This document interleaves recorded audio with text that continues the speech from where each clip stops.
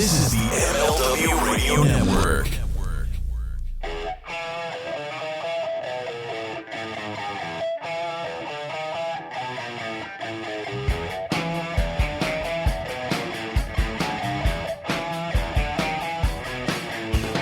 Welcome, everybody, to the Mind of the Meanie, your weekly peek into the world according to former WWE superstar and ECW original, the Blue Meanie. We'll cover wrestling, music, movies, sports, and lots of useless knowledge, all contained in the Mind of the Meanie.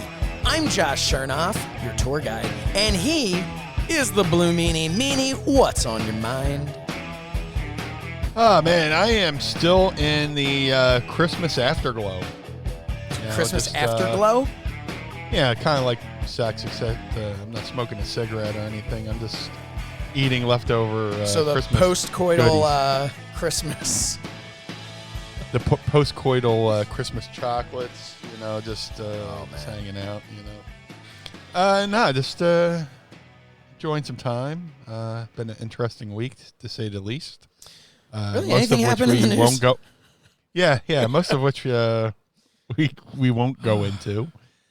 But we don't want to be political on the show ever. That's never what we want to do. No. The good news is, no matter what your political affiliation, everyone's against what happened. So you can kind of be political in that regard. Democrat, Republican, nobody thinks what happened this week was a good idea. So everybody, if we have any listeners that are in the DC area, I just wanted to say real quick, just we hope you're all safe and man, just let's all be good. Let's be good to each other. Yeah, crazy idea.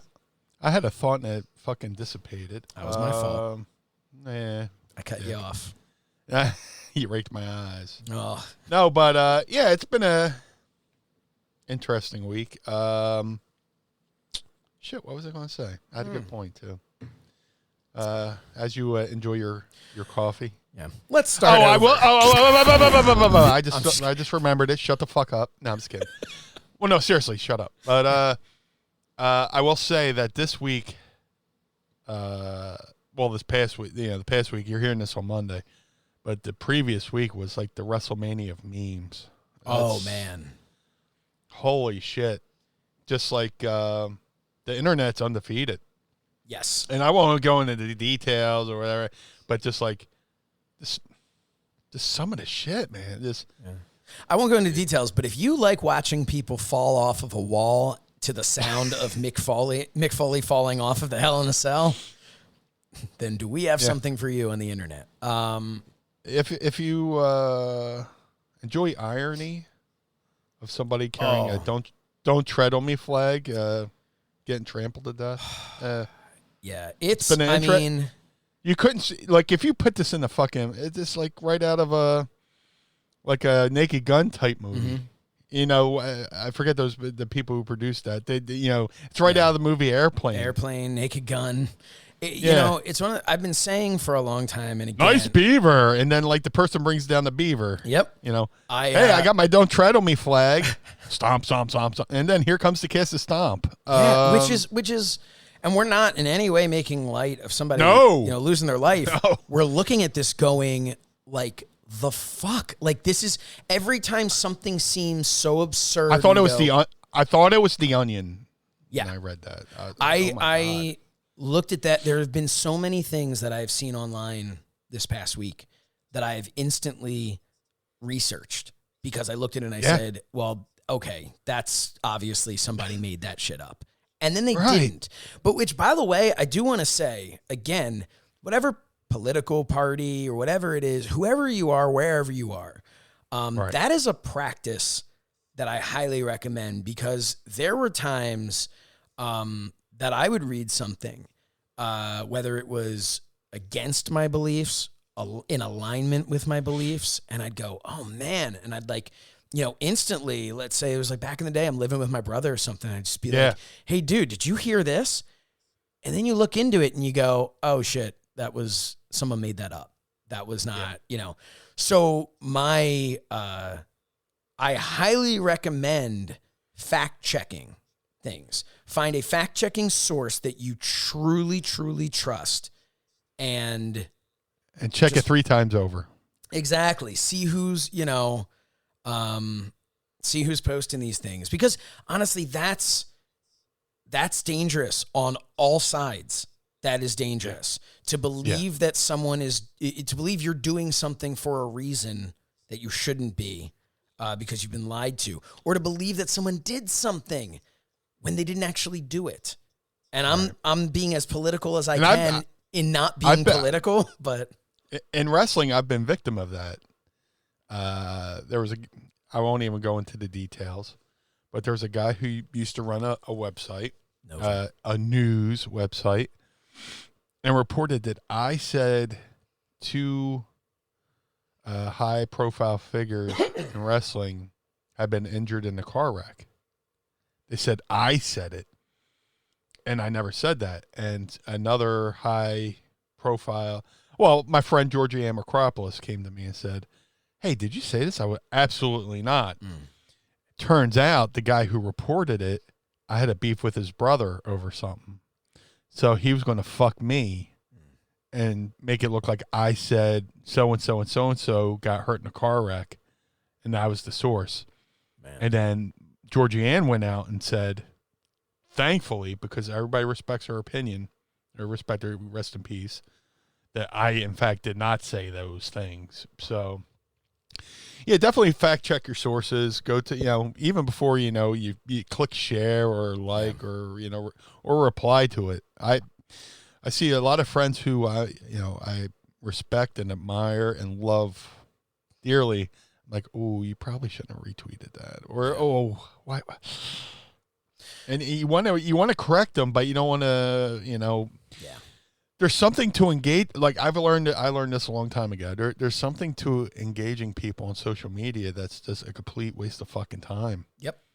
Like I would find myself spending a good couple hours going back and forth with people, and I would sit there and I'm angry and I'm physically, literally hot. Like when they say, "Don't get hot, man." Yeah. I find my face like flush. Oh, you're red all worked up. I'm rubbing worked my up, eye now, man. Giving myself the virus. Oh man. Yeah. Such an itch on my eye. And seriously, you look at the clock, you go, "Oh well, there's 5 hours I won't get fucking back." Yeah. I feel like I may have said this on the show many, many moons ago. But I was on a cruise with my friends back in 2009. Giant group of us went on a cruise, and it was great. We had a lot of fun. And we reserved the basketball court, and we went at our time, and they're like, "Oh." And then Ted DiBiase came along and kicked you out. Yeah, I was dribbling, and I was so close, and he kicked the ball. So we went, and they're like, "Oh, the last person didn't return the ball, so you can just go to the court." Because, you go to pick up the ball from the desk where you reserved it. So we go there, and there's this kid, and we're like, "Oh, hey," they're like, "Where'd you get the ball?" And he's like, "Oh, I just found it here." And we're like, "Oh, did you reserve the time?" He's like, "No." And we're like, "Okay, we reserved the time. They just didn't return the ball before, so, And he's like, "Well, no, man, I'm playing." And we're like, "Well, no, man, like, we reserved the time." And he swear to God, he responds, "No, I reserved the time." And we're like, but you just said you didn't. You found the ball here." And he's like, no, I got this ball because I reserved the time. And we're like, right. You literally just told us a second ago that you did this. Yeah. And I was getting 3/4 hot at that point. And my buddy Vishal, who was with me, he pulls me aside, and he just said, he goes, "Josh, you can't argue with stupid." Mm-hmm. And I'm like, "Yeah, but," he's like, "You can't argue with stupid." And I've never forgotten that, because every time I see something online and I go, I'm going to say something, because you think if I just say something and I use logic, then all of a sudden that person's going to go, "You know what? You've made a good point and changed my mind." And sometimes things like that can happen if it's somebody who's just misinformed or whatever. But I've always just kind of remembered that. It's like, you can't argue with stupid. Yeah. But God, do you want to sometimes? And I can't I can't tell you how many times this over the course of the last couple months where I've written something and I sat there and stared at it. Yep. I went, you know what? And I just hit the delete button and watch it all go away, and I X out the box. It's like it's not worth it. I've had times where I want to be like, if you support this or that and follow me, please unfollow me. And then, but I don't, because the thing is, and this is what I always try to look at with people, nothing is black and white. Everything's a shade of gray. You can't look at one person and go, oh, well, they did this. This is, of course, why they did this. This is, of course... You don't, and I'm certainly not apologizing for any freaking behavior that we saw last week. What I'm saying in other situations, because with that, it's like, dude, I don't know why you were there. I don't care why you were there. You shouldn't have been. And again, to me, that's not being political. When you terrorize people of both political parties, I don't think that's me taking a political stance. I didn't want to see a Democrat or a Republican hurt in that.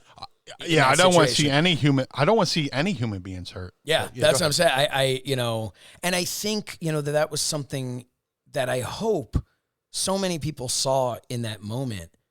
They didn't rush one political party out of there into an undisclosed location. They rushed everybody because in that moment, every single person was a human being who felt threatened, and that is inexcusable. So, that's, I don't want to get into, we can't, I feel like we say the term, I don't want to get political so much because we have things that are on our chest that we want to get off, but we don't want to alienate anybody. But what I feel confident in is that we're not alienating anyone that listens to us. Because if you listen to us, unless this is your first episode and you're trying us out for the first time, if this is even your second episode, then I feel like you get us and we get you. And, we've built a community that we are so proud of because this is the Pod Squad, as we call it, is a community of just good people. And I feel very confident that we're not alienating anybody because I feel confident that the people that listen to this show are just good, decent people because I've seen the way you all interact with each other. And I just, I don't know. I call me crazy, but I have this mindset of like, hey, let's not hurt each other. Hey, let's not judge each other based on our race or religion or anything. It's just, this silly idea that we're all people, but fuck me, I guess. So yeah, that whole world's just like pro wrestling. And the funny thing is, like, they probably, I hate you, you hate me. And then behind the scenes, they're like, ha, we got them, suckers. Yeah. So that's why I try not to get riled up about that stuff. It's all one big work. Dude, politics is a big fucking work. Dude, I have a friend who went into politics, and he said he was in wrestling, and his wrestling career prepared him for his career in politics. And how is Glenn? And yeah. No, actually, that would be like, he's like, well, yeah, he's the first person I know who went to the politics. So that makes like 3 people I know who sprung board from pro wrestling into politics, and pro wrestling prepared them, in every single way, whether it's, cutting promos or talking in front of people and stuff like that. But there's so much to that world. It's, and like I said, I don't want to get into it. No. But it's been a crazy week, man, and this week kind of broke my heart. Yeah. Just to see so many people just at odds, and for what? There's too much hate. There's too much hate and too much divide in this world. Not just in this country, in this world, in our country, in communities. I mean, it goes on the largest scale to the smallest scale of family members who fight each other over just stupid shit. And I'm not saying that, if you agree, if you disagree or agree, if you have specific stances on things, I'm not saying it's stupid. There are a lot of things that are very important. And it's very important to have everybody's opinions heard and have everybody, I have strong opinions on things. Doesn't mean I'm right on any of them. Same. Same I think I am, but I welcome a grown-up adult conversation. Break out your PowerPoint and explain to me why I'm wrong. Don't yell at me about how wrong I am and how terrible I am because I don't agree with you. Explain it to me, Right. But anyway, everybody be good to each other. Yeah, please. Yeah. We're all on this planet together. Yeah. And I'm going to sound like corny and I'm going to sound like a hippie. But seriously, we're all on the same side, really. We're all Americans, right? Yeah. Because I tell you, when the aliens finally come down, Meanie, right, they're not going to give a fuck what our political affiliation is. Right. So, yeah. Let's all get each other's back. Yeah. Yeah. I mean, I have people on both sides of the fence that I love dearly. Mm-hmm. And they have, so there's some people who are like-minded, some people who I disagree with. But at the end of the day, we're all Americans, I mean, except for the hundreds of people outside of our country that listen to our show. But, Well, yeah. Yeah. But I'm sure they feel... You hear that, Coach Sal, in Nicaragua? We're all Americans. Hey, well, I'm sure he, No, we're all people. We're all human beings. Yeah, we're all and people. I'm busting Meanie's balls. We all know what he meant. That's a lot of busting. Oh, man. Busting makes me feel good. Yeah. I'm not even sitting on a chair right now. Yeah. Oh, man. James Sorensen writes, as Bill and Ted once said, be excellent to each other. Yeah. Why not? So what else is going on aside from dude, I just like I said, we're in the Christmas afterglow. Mrs. Meanie got me some vinyl for Christmas, which has have you flared up. Have you worn it yet? No. Special occasions. But yeah, she kind of flared up my itch for vinyl. So I've been like searching the internet for new records, and I had bought like a couple records, and she's like, "Please stop buying records because some of your Christmas gifts still haven't come in the mail." Oh man. Which eventually, like this week, one of her Christmas gifts did come in the mail, and I'm a proud owner of the complete set of David Lee Roth era Van Halen vinyl. So very nice. That's pretty cool. She got me the reissued Japanese singles for the David Lee Roth era. It's they're reproductions. They're not the originals, but and the thing with that is, well, I love the box set and I love what she got me. Like we got shorted like 2 records. Sure. And here's a story. But I thought you said that last time in their. Well, listen. Okay. So she wrote to them Christmas Day, and they replied, "Oh yeah, we'll get them right out to you." And she, a couple days went by, and she's like, "I'm resigned to the fact that they're not coming." Yeah. So yesterday, she got an email finally from the folks who we bought it from. It's the Van Halen store. Long story short, it's the Van Halen store. So. They're like, "Oh yeah, we're sending those records out. We'll send you the tracking." So that was a pleasant surprise. But I don't know. Did I tell you the story of when she got the email saying on Christmas night she emailed them and got an email back? Did she tell you the story? Did we tell the story of what happened? I don't. Because this is pretty. Start funny. telling the story. Start telling the story. So or just tell it again. We have first time listeners. Yeah. So Christmas night, I open up the box set 45s from the David Lee Roth era, and we've noticed there's 2. We go through the listing of what's supposed to be in there. There's 2 45s missing. She writes to them, and they reply back, and she's like, "Oh, they wrote back." I was like, "It's probably that cocksucker." Well, no, I didn't say cocksucker. It's probably that guy, Jeff. I'll leave his last name out.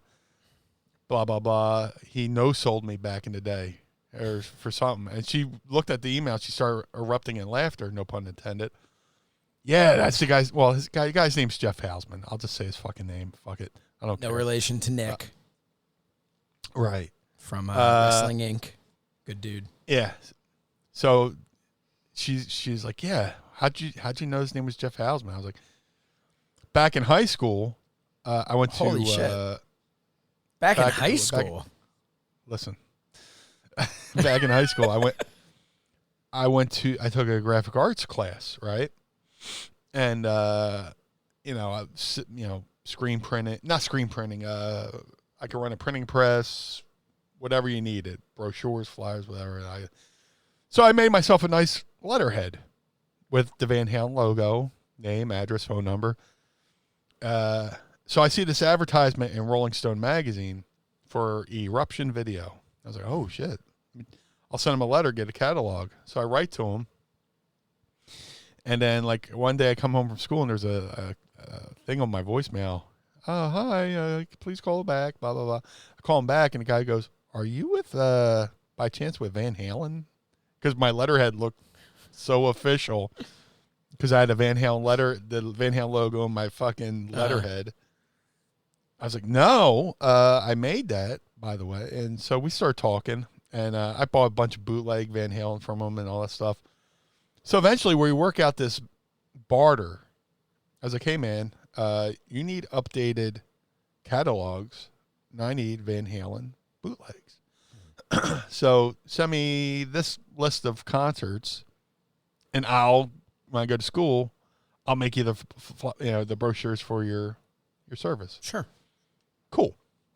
So, yeah, it's me and this guy, Jeff, talking. So I send him the brochures. He sends me the thing. Time goes on. I guess he disbands Eruption Video. No longer exists.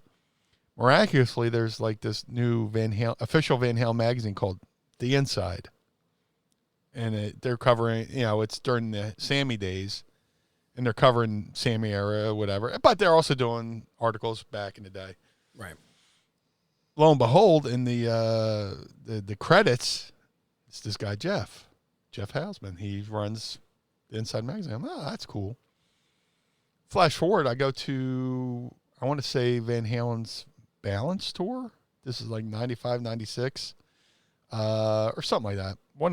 It was over in Camden at whatever the fuck it's called now. It used to be the Sony Blockbuster Entertainment Center or whatever. Amphitheater, right? Yeah. So I'm walking. All of a sudden, this guy walks out, and he's got this Van Halen laminate. I look down at this laminate. It says Jeff Hausman. I go, oh, Jeff. What's up, man? It's Brian. I made the catalogs for you, blah, blah, blah, blah, blah, blah. And just like your fucking basketball story, the guy goes, yeah, I'm not Jeff. What? Your laminate says Jeff Hausman. He goes, oh, yeah, I just borrowed somebody's laminate to come out and go back in. I went, oh, okay. You have a good day, right? So I'm like, that motherfucker. He fucking no-sold me. Fucking big leagued me. Like I'm going to go, oh, man, can you get me to meet Van Halen? I was just saying hi, right? Yeah. And then a couple years later to come out with a Van Halen documentary, Van Halen the early years. It's on YouTube. You can find it. And then in that same fucking documentary, there's good old Jeff, the same guy I met at the Van Halen concert. Yeah, it says Jeff Hausman, whatever. I was like, man, wow. No selling motherfucker. Totally no sold me. I looked at him. I went, hey, Jeff. I'm not Jeff. I went down and looked at it. I was like, but your laminate, it says Jeff Hausman. We've talked on the phone, Eruption Video, this, that, and the other thing. Oh, yeah, I'm not Jeff. You motherfucker. Wow. So, but to his credit, he's doing well now with the Van Halen store. Yeah, I mean, hey, and he's sending us the records. Fucking asshole, and things will work out for you, I guess. Right? Yeah. Hey, Pod Squad, you want to find him online? No, please don't harass him. I want my records. Don't. Oh yeah. Well, let's wait and see if your records arrive. If they don't, then we're gonna have to go after them. Hey, Jeff, remember that time you no-sold the Blue Meanie? I think I've tweeted him, though. Hey, remember, you want it in it? We can say in the for this episode, just Blue Meanie talks about his decades-old relationship with, and then tag him in it. Just be like, what? What is this? That'd be great. Oh, RJ says there's the title of the episode, I'm Not Jeff. There you go. There it is, RJ. Knocked out of the park. That's a couple things knocked out of the fucking party. Because we're always like, oh, fuck, what did we talk about during this episode? Yeah. No, I was just going to say it's an amazing thing. We have Patreon members who they so graciously pay to be a part of our Patreon, and then we just like take such advantage of like, oh great, you have an idea? Oh, that's so much easier on us. Thank you. I appreciate it. Like sometimes I feel like aren't we supposed to be, I mean, I guess we're providing them with this, right? Yeah. Okay. Yeah. We're such bad salesmen. At least I am. Oh, horrible. We suck. And find out how badly we suck by going to patreon.com/mind of a meanie. Mind of a meanie, did I just say? All right, time to crack this open. There's some extra caffeine in here. Oh yeah, let's talk about our seltzers. I've got what you got? Black cherry coffee. What have you got, Meanie? I got LaCroix. Raz cranberry. Raz cranberry. Ooh, nice. Big fan of cranberry. Big fan of cranberry. So, 3, 2. Oh, mine was slow because I was trying not to have my hands touch the thing in case. So before we went on the air, yeah, a little inside baseball. Before we went on the air, I got a package in the mail of the. And boy, did you! A large package, and it was the prototypes of our action figures. So we shared that with our Patreon members. And again, patreon.com/mind of the meanie. You can watch this video and you'll be able to see up close and personal, at least to me. I didn't get too close to the camera, but they look amazing. They are ridiculously incredible. But they've passed through a lot of different hands on the way here. And some of those hands did come down with the virus at one point, so I was a little nervous about it, about opening them. But it's been like a week, so like there's no way. I laugh, but it's not a funny thing. But. No, I'm not making light of it. I had an itch on my eye, and I'm like, oh crap, I can't scratch this because like I opened these things up and I haven't washed my hands since. Well, next week Joel Gertner will be stepping in for me. Oh man, you got a brand new basement you can live in for 2 weeks by yourself. Seriously, except we didn't put a bathroom down here. Yeah, it's put a little honey pot in the corner. Yeah, I have a sump pump. You could do the Kurt Hennig and shit in a bucket and just let everybody else enjoy the fucking aroma. You know that story, right? Yes, I think you've told it before. Okay. Feel free to share it again if you want to. When the NWO was at one of the shows, they had to hide under the ring to attack. I think Warrior, and all the NWO guys went under the ring before the show, and they gave them like a monitor to watch and like a walkie-talkie and a bucket to take a piss in. Mm-hmm. Well, Mr. Perfect went and just took a dump in it. Everybody had to sit on it. That's the best thing about the rib. You know, he succumbed to rib too, just to rib other people. Yeah, but it was his own scent. Yeah, everybody likes their own brand. You know, sometimes something will happen. You go, I know it came from me, but that's not mine. Who's boiling blood? It's like somebody came in and put something on the shelf, like Bill Apter at Barnes and Noble. Ever tell you that? No. Bill Apter did not take a shit on the shelf at Barnes and Noble. Just to be clear. No, Apter gets wild. He has his book, Is Wrestling Fixed? I didn't know it was broken. And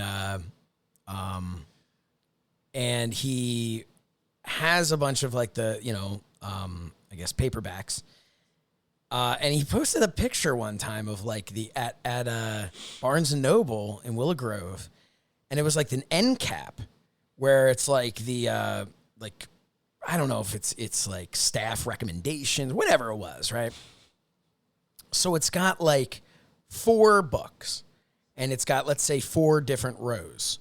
So you've got book A, and then second row under it is book A, and then book A, and book A. And then next to book A is book B, and then every row under it is that same book B. And it just goes down like that. Yeah. So he just like puts his covering, like, let's say book B on row 1, but doesn't cover book B on row 2, 3, or 4. So it was very clearly, and I was never sure if he was trying to pass it off as like, look what's here. Because it was like, unless he was just like clearly making a joke, like he went in and put it on, which is what I believe he was probably trying to do. But I was always like, in Bill, hindsight, I hope so. You could have really, because, it's theater of the mind. And I'm like, Bill, you could have just, brought 3 more books with you and covered over the other ones, and everyone would have believed it. And then you could have just said, hey, if it's not there, contact, your store and say, hey, I want it ordered in. And, but that was the story. It's not anything too crazy, but. Yeah. Uh-oh, what just happened there? Oh, nothing. You don't want to know. Oh, God. It's a good thing, that happened.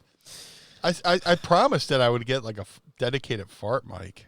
Yeah. I've kind of let myself. But you gave a mic to Mrs. Meanie instead, which I think was a good call. Yeah, oh.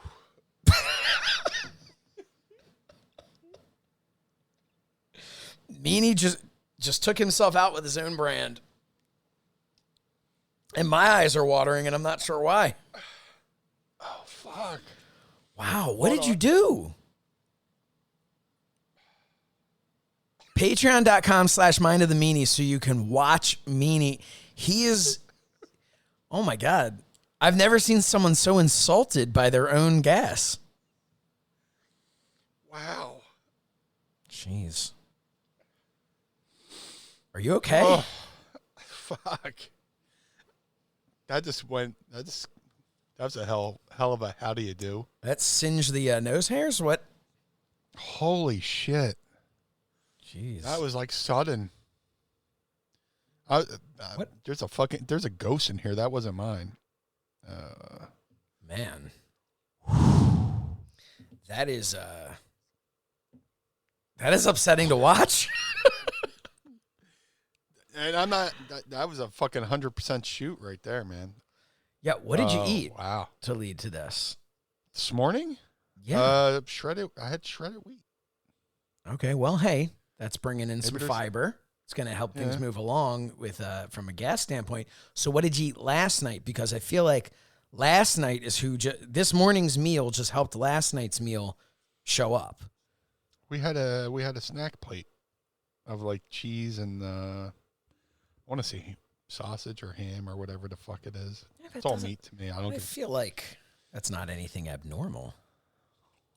So what was this? Was this a smell that you weren't familiar with? Was this I think the fact that I'm sitting down, like if I was standing, it would have dissipated more by the time it reached my face. Oh, but you went and it kind of wafted. Dude, I'm like, yourself? Well, I'm sitting on my Spectrum chair. And, I'm kind of hunched over, just trying to look cool. And I did the one cheek sneak, which you called me out on. Thanks. Yep, I'm here to out you. It's an audio podcast. I have to me, I'm as you say, I like to describe every blade of grass for our listeners. Yes. You're like the Phillies announce team. Every blade of grass, everything that comes from your ass. I was actually going to stand up and fucking do it to the mic, but I was like, you know what? It might have company. Yeah. I don't want to play butthole bingo and bingo stamp my underwear. I want to play whack-a-mole. I don't want to touch cloth. I don't want to poke daylight. I don't want to prairie dog it. Oh my. I want to play peekaboo. I feel like all of our I feel like all of our episodes have just degenerated to Meanie shitting himself.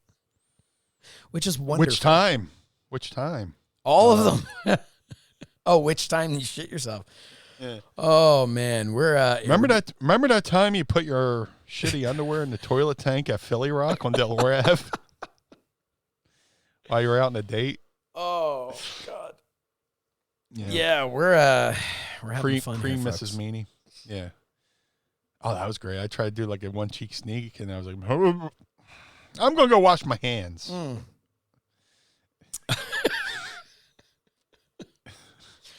Oh man, I'm laying on the fucking baby changing table in the fucking restaurant.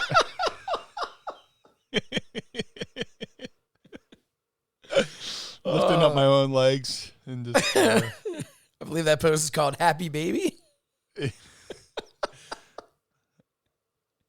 How'd I shit on my socks? What the fuck? Yeah, man. Oh man, Anthony Camarada says it's a classy podcast. As my dad used to say, if you didn't have low class, you'd have no class at all. Yeah. But hey, it's what we're doing here. We're the best is when you fart. we and don't you watch it. What? What's that? The best is when you. It's best is when you fart when you watch a parent check their baby's diaper. It's just like you let one go in the fucking supermarket and they lift up their kid and go. Oh man, You're in the corner we like. we don't put on airs on this show. We put shit in the air. But man. Hey, Meanie, remember when we were talking about you coming by this week to pick up your figure and drop off the signed stuff? I'm thinking maybe you just send it in the mail and I send this in the mail. What do you... Or I'll just fucking fart in the envelope and send it to you. Oh, man.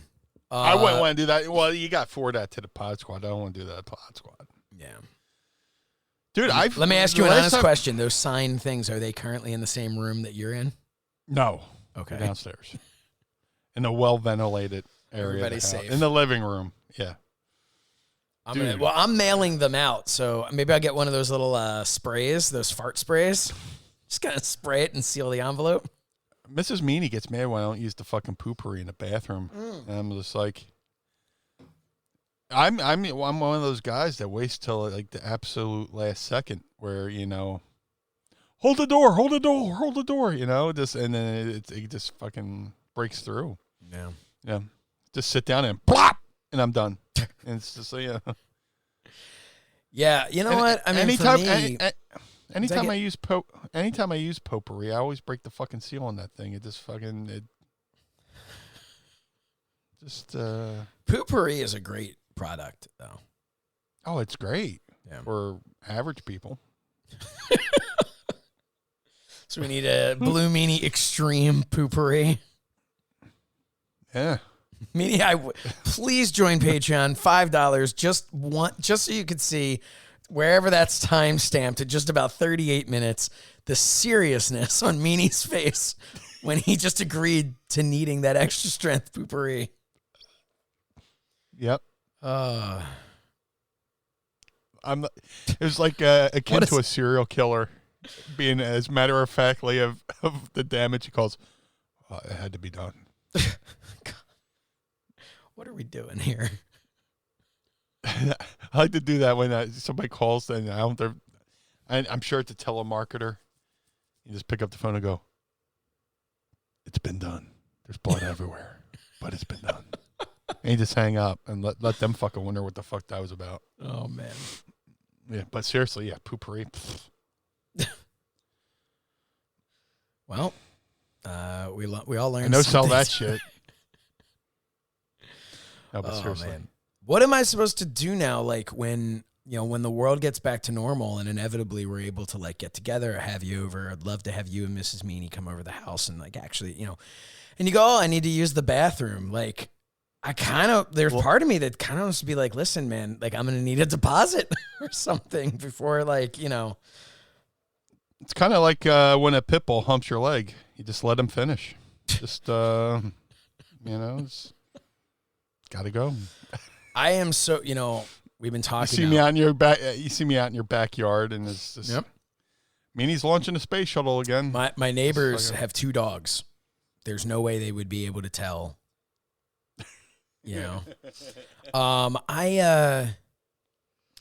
We've been talking about these different ideas of what we can do when the world kind of gets back to normal, and we've talked about different things to promote our action figures and different signings and things we can do, and I have these thoughts of like, oh, well, that's not bad. This would be what? Like maybe we could go out as far as like a 2-hour drive or something. Not a big deal. And I'm thinking to myself, we can just we'll meet up somewhere and go together. And then I'm like, I don't know. There's this part of me that's like, all I want to do is spend, I would love more than anything. Like, let's say there's like a StarCast out in Chicago. And there's this first thought of like, dude, a 12-hour drive with Meanie. It would just be like, we could just turn the camera on and this would be a great show. This would be awesome. It could be a Patreon exclusive. Yeah. Amazing. We could put it some of it on our YouTube channel, do a full episode. And then there's the other part of me. It's just like, can I do that to myself? Can I? Should I get a rental? Yeah. Not bringing my car for that. Get full tort. That is something though that would be. We got to do something. There's going to be another StarCast. You know that's going to happen. Oh yeah, we're going to have 2 stage shows too. I confirmed it. I confirmed it with myself.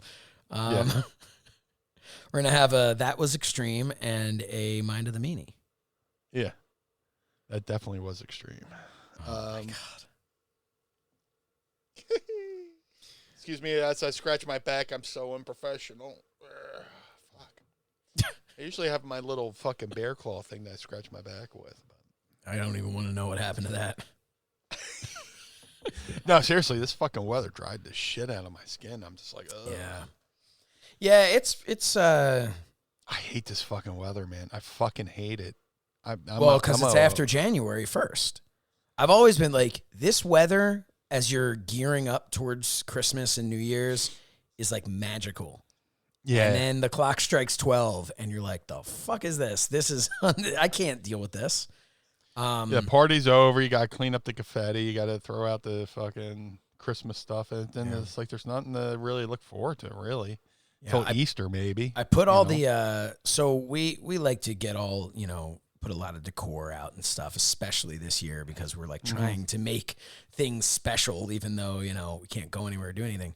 So I had a bunch of Hanukkah, Christmas, and New Year's decor. The New Year's decor has been put away. The Hanukkah decor has been put away.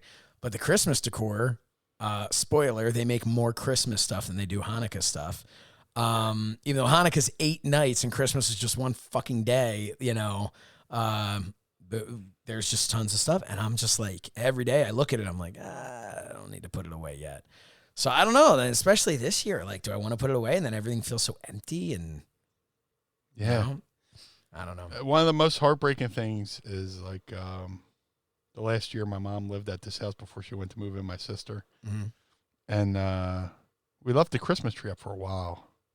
Mainly just, I loved Christmas and mainly because we're fucking lazy and then when I fucking had to take that shit down. But we were taking the tree down and she's like, well, I guess Christmas does have to end.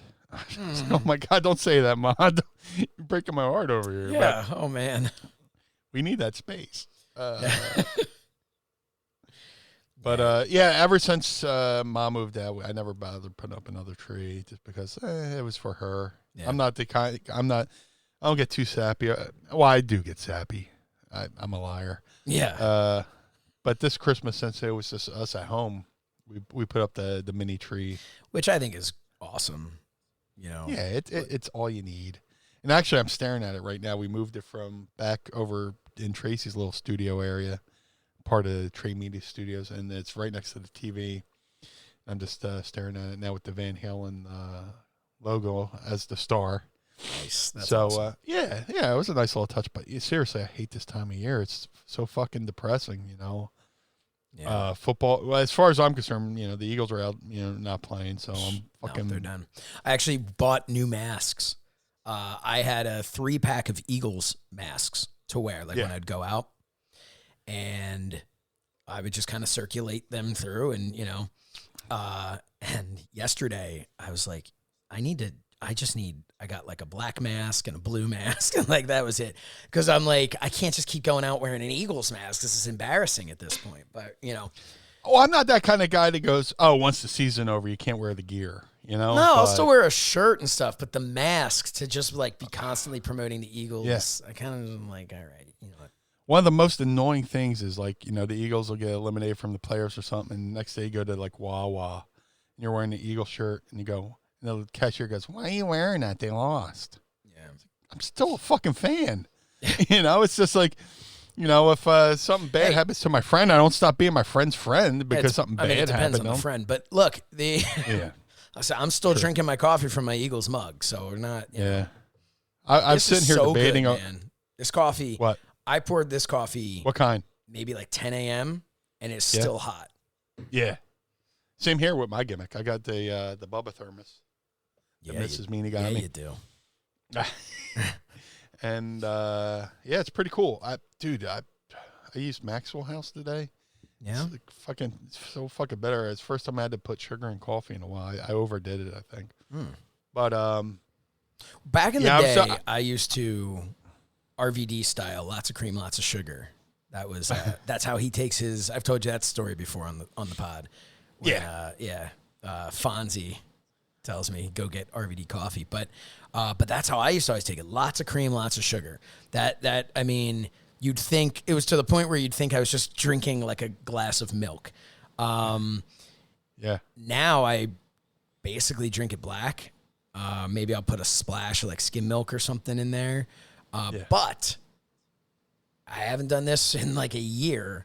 Because I haven't been to Wawa in a year other than just to get gas. But I used to go in and they had a fat-free French vanilla creamer.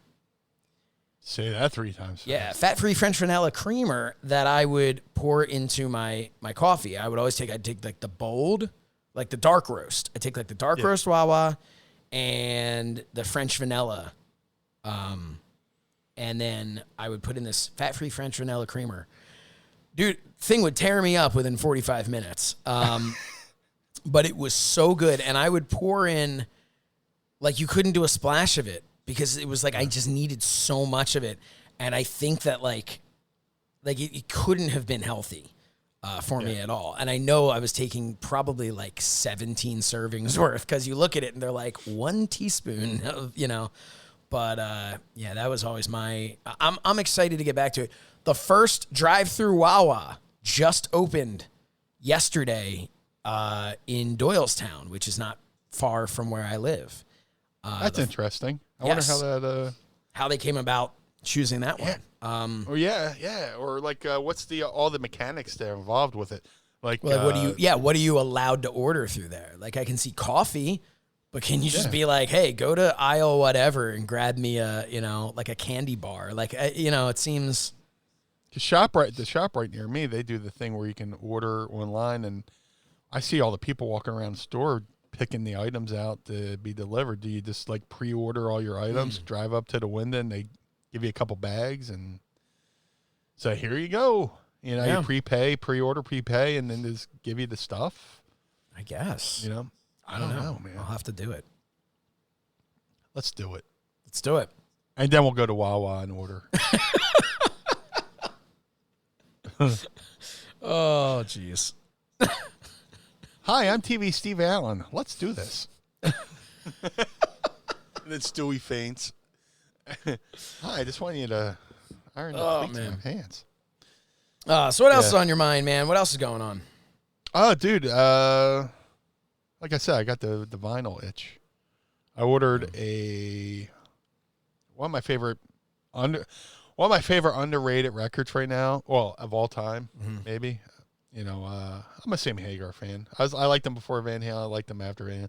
Yeah. He did an album with Neil Schon from Journey, the guitar player from Journey. Yeah. It was him, Neil Schon, Kenny Aronson, and Michael Shreve. Kenny Aronson, from Billy Idol's band, the Moni Moni video, the guy with the big giant pompadour. It looks like he's straight out the Stray Cats. Michael Shreve was a really good drummer, like progressive type drummer. They did an album called HSAS. Hagar, Schon, Aronson, and Shreve, Through the Fire. I found that on vinyl, ordered that. And I'm a big fan of Dweezil Zappa, son of Frank Zappa. And he had an album back in the day called Having a Bad Day. And I like Dweezil because, he's a great musician, great songwriter. but he's a disciple of Eddie Van Halen as well. Eddie produced like one of his songs. Dweezil made a song when he was 12 years old in like 1982 called "My Mom Is a Space Cadet," which Eddie Van Halen secretly produced under a kayfabe name. Nice. And I went and ordered like I did this to pop me. I wanted the album because I used to have it. I had the album on cassette tape, and I tried to find the CD, but I found the vinyl of it. I was like, "Fuck, all right." So like, there was one listing on eBay. It said, "Dweezil Zappa's having a bad day with bonus Don Johnson's 45 for the song Heartbeat," which, you know, Don Johnson from Miami Vice did a single in the 80s called Heartbeat. And they're just throwing it in for free, which is like a song that me and Mrs. Meanie like jokingly sing, but Dweezil Zappa plays guitar on the track. So I was like, oh, I got, you know, we're building our vinyl collection. Sure. So I almost didn't want to tell her that I got it. I wanted her just to open it. Look what I bought. You know, just a popper. Because we sing, you know, there's the lyric that goes, "Heartbeat, I'm looking for a heartbeat." Huh. And it's just like we always put on like our road trip mixes and stuff like that just to pop ourselves. Like there's certain songs from the 80s, like Autographs, Turn Up the Radio is like one of our favorite tunes to jam. So I said, fuck, I got to get that 45. So I ordered that. I'm waiting for that and the HSAS to come out. And then before we come on the air, my buddy Jeremiah, who I know from, you know, back in the ECW days. Like I said, Jeremiah's got an awesome ECW. Well, it's not dedicated ECW. His Instagram, Too Fast for Blood, has a lot of cool ECW photos he took. He was like front row ringside for all these ECW arena shows, stuff like that. Some of which they used in the Dark Side of the Ring. Yeah, there are some great. We have talked about you've mentioned on the show before. We've talked about it. There's some really good things over there. So definitely check that out. Absolutely. He sends me a fucking thing. The Black Crowes are putting out a 30th anniversary edition of their first album, Shake Your Money Maker. I simply replied, "It will be mine." Just like Wayne and Wayne's World looking at the Stratocaster through the window. I was like, "Oh yes, it will be mine." It's got like the first album with bonus tracks and then like demos and all this stuff. And then I was like, man, I gotta go through my basement. I got when I first started following the Black Crowes, I wrote. They had a fan club called Crow Mafia, and I wrote into them, and they start sending me like these like these press kits. Nice. Like I didn't send these folks $1, and they sent me like a couple. I sent them no money. I was like, hey, I want to join your gimmick. Not in those words, but like they sent me like these. Hey man, I want to hop on your gimmick. Yeah, I want to hop on that Black Crowes gimmick. And they sent me like two, like like the envelopes, the folders, binders, whatever. Yeah. Black binders with like metallic print on it. It says Crow Mafia. It came with like a fucking Crow Mafia laminate. And it came with like all these press clippings. And they would start sending me like cassette tapes of like rare singles and all this. And I got all this shit in my house. That's awesome. So like, the fact that they're releasing that like 30 years later, and I remember I got this, and I remember, I had a back and forth with Jeff Cease from the Black Crowes for a little bit, because he moved to the area and stuff like that. It just like brought back all this memories. But like, I definitely want to. That's on my next vinyl excursion. Once like the rest of our Christmas stuff starts coming in. But there's something about vinyl, I gotta say, man. Yeah, vinyl's kind of like a pain in the ass because you gotta get up and like flip it and stuff. But the sound, it's so of different. Vinyl, it's true vinyl. Sometimes you can have it where it's like they basically took like CD quality and put it onto the vinyl. Right. But like true vinyl, oh my god. Yeah, it's so you hear stuff on vinyl that you don't hear on like MP3 stuff like that. So sometimes I'll go on YouTube and I'll look up albums. Like somebody will upload a vinyl rip of an album, and you kind of pick it up on there. Yeah, but it's not. You're not going to hear it the same way. No, that's awesome. No, I've been looking at some vinyl. That's been my vice. Ever since you got your, 2 weeks ago when you got your vinyl, I was looking at some stuff. I was just kind of curious because I remember like some of like there were like vinyl releases recently of something like Anniversary, like Bare Naked Ladies and things like that. I've talked about, John Mayer playing guitar. Like I would love to hear like vinyl, but like it has to be true vinyl. Like it would have to be like a really good, recording of it, and it's out there. And I'm like, but I don't have anything to play it on. So, that's the problem. So I kind of have this dream of getting something, because where I am in my office now, in my little studio here, I do have something off to the side there that I could theoretically take like a small, because I don't need anything too big. It's a small room here. But to be able to just get like a little turntable, like a little something that I can put there to put, to play some vinyl. So maybe one day it'll happen, because my guitar is going to go right next to it, and they still got to do my carpet, but, you got to get the color right. Oh, dude, they sent me another sample, and it's of wrong. carpet. It's the wrong thing. So I had to go pick brand new carpet.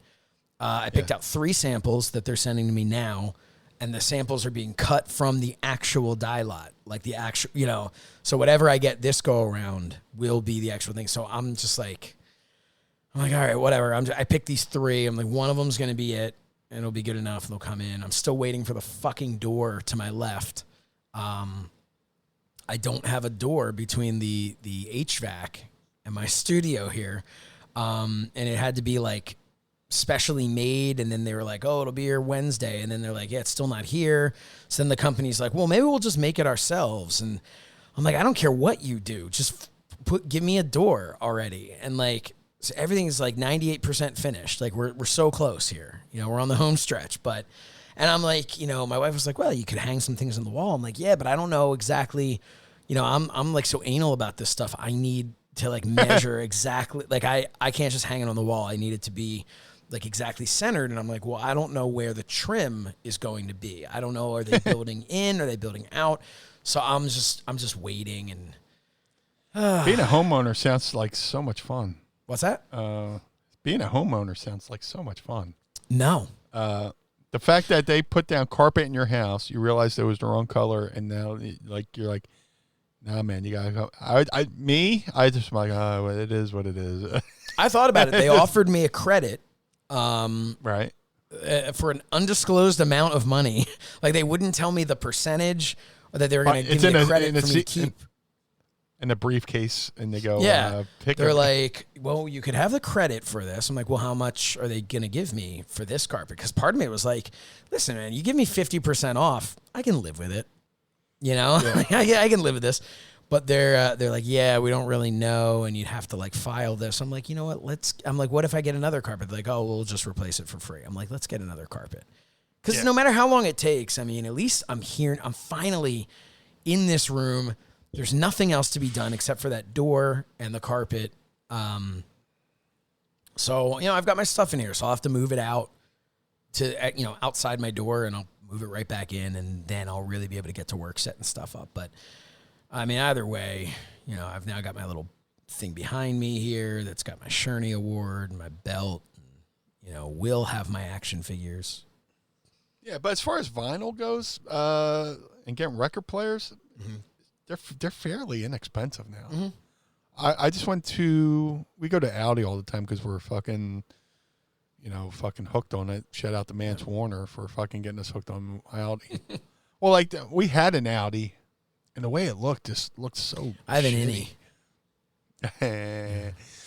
But they totally redid our Audi, and it's fantastic, fan-fucking-tastic. And I just saw they had it's a combination record player / CD player, to where like you could play your records on it, but if you pop in a blank CDR, you can record from vinyl to CD. Ooh. So you could back up your vinyl on like CD. Like your old school. Yeah, it's really cool. It's kind of like back in the day. I mean, it was nothing for me to, put vinyl and cassette tape.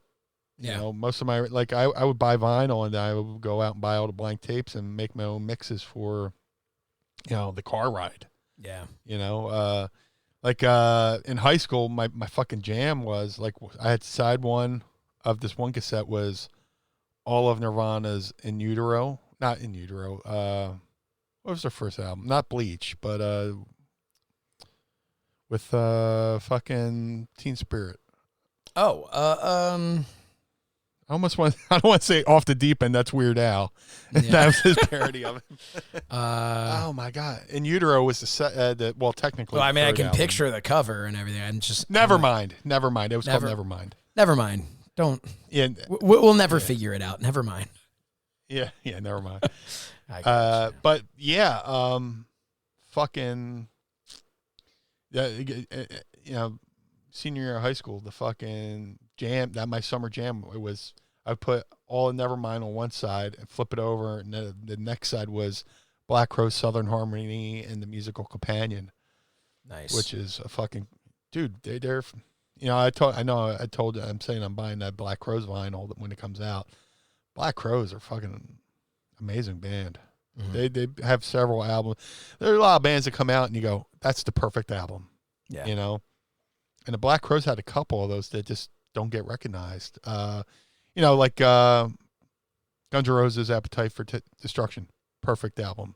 Van Halen, Fair Warning, perfect album. The Cult, Sonic Temple, perfect album. Yeah. Black Crowes, Southern Harmony and Musical Companion, perfect album.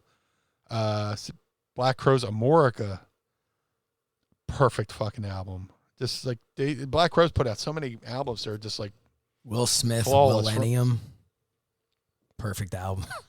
So this is the last episode of Look, I'll just. I was gonna go with like an NSYNC or something, but I don't know the name of any of their albums. And somewhere in my mind, it popped up Will Smith's Millennium. I don't know where that came from, but you know what? I shouldn't shit on that because he's a Philly guy and I support Philly. Oh, Will Smith's the man. Come on. Yeah. Nah. Look, as much as like metalheads, rock and roll guys pretend to fucking shit on fucking people or shit on like pop band. I'll fucking rock out the fucking NSYNC. I don't give a fuck. I don't care. If I like it, I'll rock out to it. Dancing Queen by ABBA. Try to fucking stop me. Dude, that was I'm pretty sure I came to the ring to Dancing Queen. Yeah, I did one time also. Yeah. It was Dude, a rib on me, but I liked it. I think back to Road Trip. Like somebody last week asked about Louis Piccoli memories or whatever. Mm-hmm.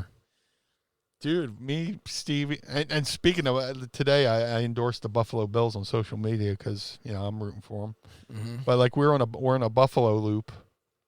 Me, Louis Piccoli, and Stevie Richards are driving around upstate New York, and fucking Milli Vanilli's "Girl, I'm Gonna Miss You" comes on the radio, and fucking Louis turns up the fucking volume and starts singing at the top of his lungs, and right along with the song. And he turns to me, and there's a part where he goes, "Wow," or whatever, and Louis like leans over, he's in the passenger seat, looks at me in the back seat because I'm the backseat guy, and does the whole production. I get like my own personal show with Louis Piccoli singing, "Girl, amazing. I'm Gonna Miss You" or whatever. Yeah, it's there's all those bands I love from the 80s, whether it's Air Supply or stuff like that. Just I can't make fun of it. Duran Duran. Dude, I love some badass Duran, but they get shit, and I don't get it. There's some really good musicianship on that album. They had that's what I was saying. Sometimes, that's like I always say, like, because people like give me shit if I'm like, oh, I like John Mayer, and people are like, oh, John Mayer. I'm like, it's not. I'm not talking about. He's an amazing I got his musician. Like pinup from like whatever like from Teen Beat magazine, but like the dude's an amazing musician, but because he was kind of in that like kind of pop thing for a little bit. It's like discounted the fact that he's like an incredible R&B, he can do so much. Amazing musician. His guitar playing is amazing. I mean, besides the fact he's in that certain genre. I mean, he gets up with the Grateful Dead, who are some of the most amazing musicians out there. And jams with them. And then I mean, he just does like. When he goes like all in on like blues, It's insane. It's so good. Absolutely. Who's here?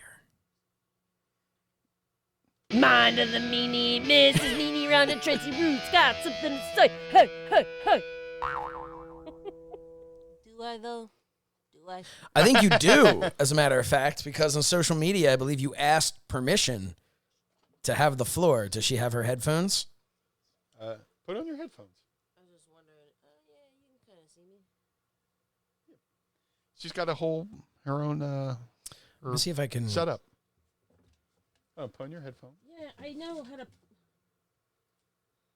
Let me put up your microphone. I'm going to try and move the camera over to her. Oh, can you do that? I can't. Zoom. It won't go over enough. I don't know why. You physically should go like that a little bit. Let's. Wait. Oh, here we go. I got to zoom you all the way out. That's fine. Yeah. That's fine. Oh. For the sake of Pod Squad. There you go. We've been trying to brainstorm on how we can bring this over a little bit more. But we had a pre-show meeting where I could get a phone or a camera over here that would be dedicated to you, and then he could do a three-way screen. Oh, you were talking to him This morning. I actually have an idea. While we're live on the air. Because you were like, we had a pre-show meeting because last night we put the headphones on and we were like testing everything out. I thought he was talking about us. I was like, you nerd. I have an idea, but I don't know if it's going to work. No, I don't know. I thought I could double you up here. But when I do my other podcast, we have 3 full squares or something like that. I could do that, but I can't double you. I was going to have a copy of your 2 of the same thing, and then just one of them would be zoomed to her, one of them would be zoomed to you. But, Gotcha. But alas, did you move your camera? Yeah, I turned it around to help get her in. If you want to zoom out. Maybe. Well, I just figured. There we go. So I just figured I would pop in and wave and then go. As long as I can see you, I mean, I guess it would help if you could see me too when we're talking to each other. But you guys don't have video anyway. Yeah, no, we won't let them on video. The Pod Squad, no. Because I got a face for radio. No, stop. Hey, come on, that's a fun joke. But thank you. You're welcome. But this is fun. I dig this. It's an evolution of Mind of the Meanie. Yeah. Evolution. All right. Yeah. So you first of all, how are you? I just woke up. And So you're doing better than me then, I can tell you that much. So listen, I just woke up. I fell asleep at a decent hour, and then I woke up with a terrible stomach ache.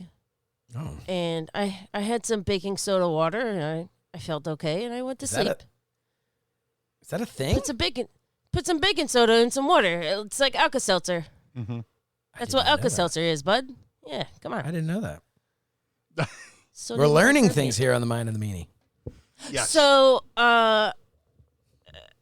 what I did was I put it into a water bottle and I peeled the label off, so I knew which one was my regular water and which one was my baking soda water. And I just woke up and I was like, man, I'm really thirsty, and just went glub glub with my baking soda water. So, so good morning. Good morning to you. You had wanted to explain a picture that the Blue Meanie posted on social media. If we want, because I'm the one that made it happen, and I have to tell you my perspective. This is magical, actually. Because I know that you've shared it on Facebook. Yeah. I know I've shared it before. I know I've talked about it, but I would like to talk about it as if I'm talking to other humans about it, because it's a fun one. Yeah, we never really verbalized it. Yeah, it's aside from hanging with your friends at the bar, but that's not a thing. So let's I'd like to talk about how that picture came to be. Let's The do it. night we trolled Tommy Lasorda. Okay, so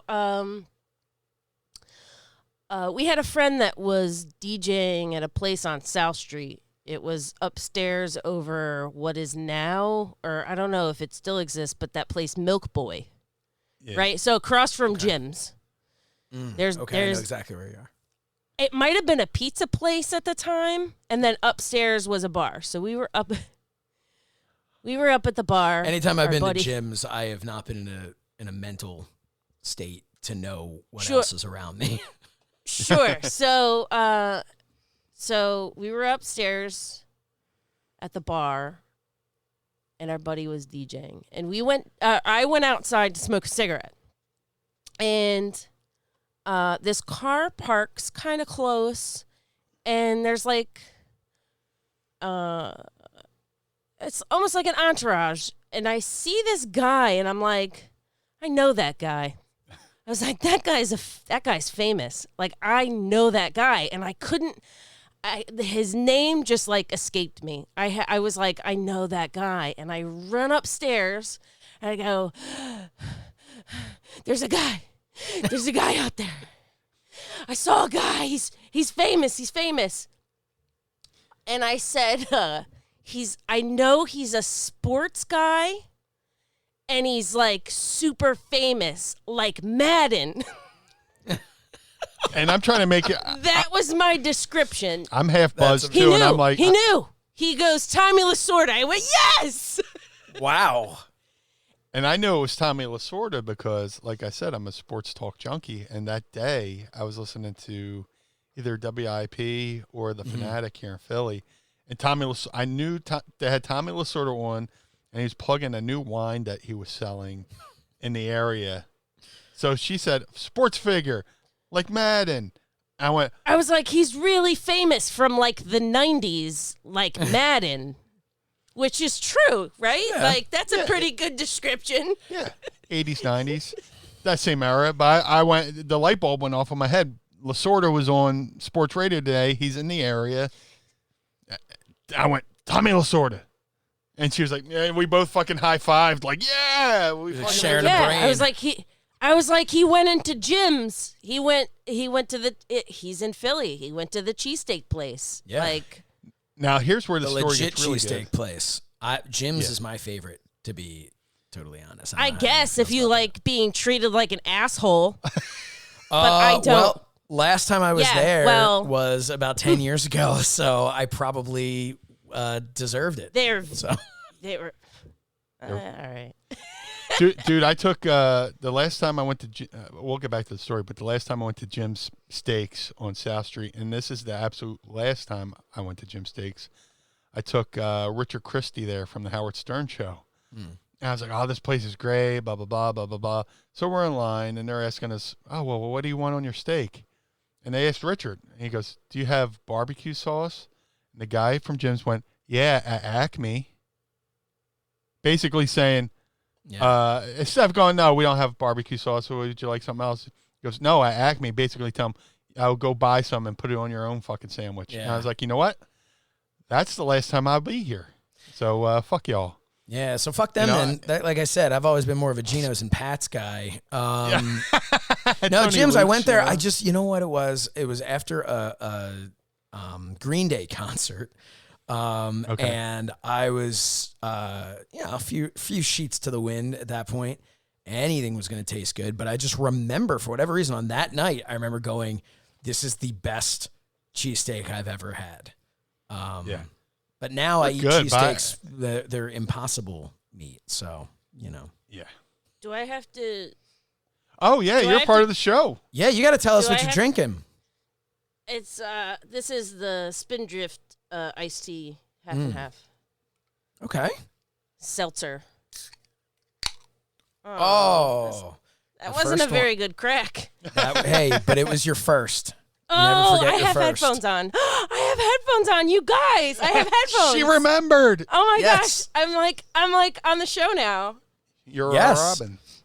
They've been requesting, our pod squad's been requesting that we put up some of their comments so you can see them. Mrs. Meanie still elegant as. Oh, that's very nice. As ever, very Mrs. nice. Meanie is the best. Yes. I agree. I concur. I was Yes. gonna put And then RJ my brooding. asks, have you guys had Diana Sauce from Canada? I've never met her.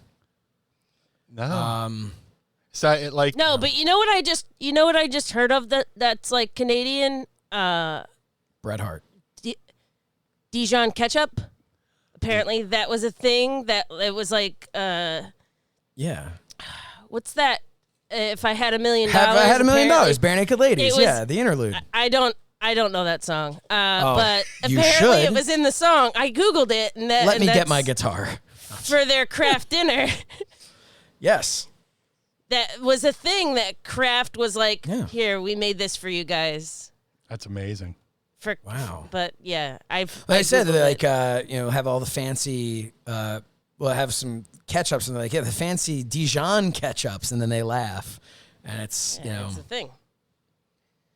they say we would, if we had $1 million, we wouldn't have to eat craft dinner, but we would eat craft dinner. Of course we would. We'd just eat more and buy really expensive ketchups to go with it. Yeah, like the fanciest Dijon ketchups. Yeah, that was a thing that That's basically what they it is. actually made, like That's within recent awesome. years. I googled it. I did not know that. I love Canada. I do. So can we talk about this? Can we finish talking about Can I? Tommy Lasorda, please? Yes, we'll talk about that. But the kicker of this, when she came up to me, both her and I realized that I was wearing this T-shirt. I didn't realize. I had no idea where he came from. I don't know who he is. Oh, I saw the T-shirt and I was like, "How did Meanie? Somebody- Like, did he purposely wear this to go meet this guy?" That's what He my thought might- was. Okay, listen. He had heard about it on the radio that he was in town. He might have subconsciously put on that shirt for the day Just in case. because it just no. Just it was fresh in his mind. It was in the rotation at the time. It was an excuse me. It was in Seltzer Kiss. We heard that. it We're was live, pal. It was the baking soda water. Even better. I'm very proud of my burps. I don't want to do it into the microphone because that's rude. Okay, so you can hear it. It's Rude fine. or it doesn't hurt fearful my, that I'm going I to don't make go, it a oh my button on gosh, my, I burped. Pardon me. But for the folks at home who don't know the shirt we're talking about, I have a, back in the day, there was a place that made Philly-centric shirts, and the Phillies and Dodgers are always facing off in the playoffs. And there's the L.A. Dodgers logo that says L.A. Well, this shirt had the L.A., but spelled out to lame, L-A-M-E. Lame. So we're like, okay, there's fucking Lasorda. I'm wearing this fucking lame shirt. It was like everything just kind of just went boop boop boop, like a bunch of light bulbs went off because he's like, I gotta get a photo, and then I was like, no, I'm not doing it. Nope, not do it. And then he goes, oh no, I gotta get a photo, and then I'm like, Now I'm like, we're going to get in trouble. But then, like, what would happen if he did? Because he hit it. So There's the photo. I managed to be able to So drag it onto the he- screen. I'll cover myself. he's holding open his jacket. He had it so that the ME was hidden. Well, the first thing. Wow. This is the day. This is the day and age before cell phone cameras. We had like flip phones. So I was like, It was probably Razor or BlackBerry at the time. but I said, who's got a camera? Because we went and borrowed. No, somebody maybe had a brand new camera. Yeah. And they were taking pictures up there. Because that's not, I mean, at the time, like, even then, like, bringing out a digital camera was an event. Yeah. So I think it was our friend Denise Denise had a camera. So we're like, she's like, take the good camera. Take the good camera. Because we were all standing around like, should we do this? Oh, yeah, no, you should definitely do this. oh, I was all for it. You know, as it was my duty as a Phillies fan to troll Tommy Lasorda, who once famously tried to beat up the Philly Fanatic on the turf at Vet We've Stadium. all seen that image. He was quite cantankerous.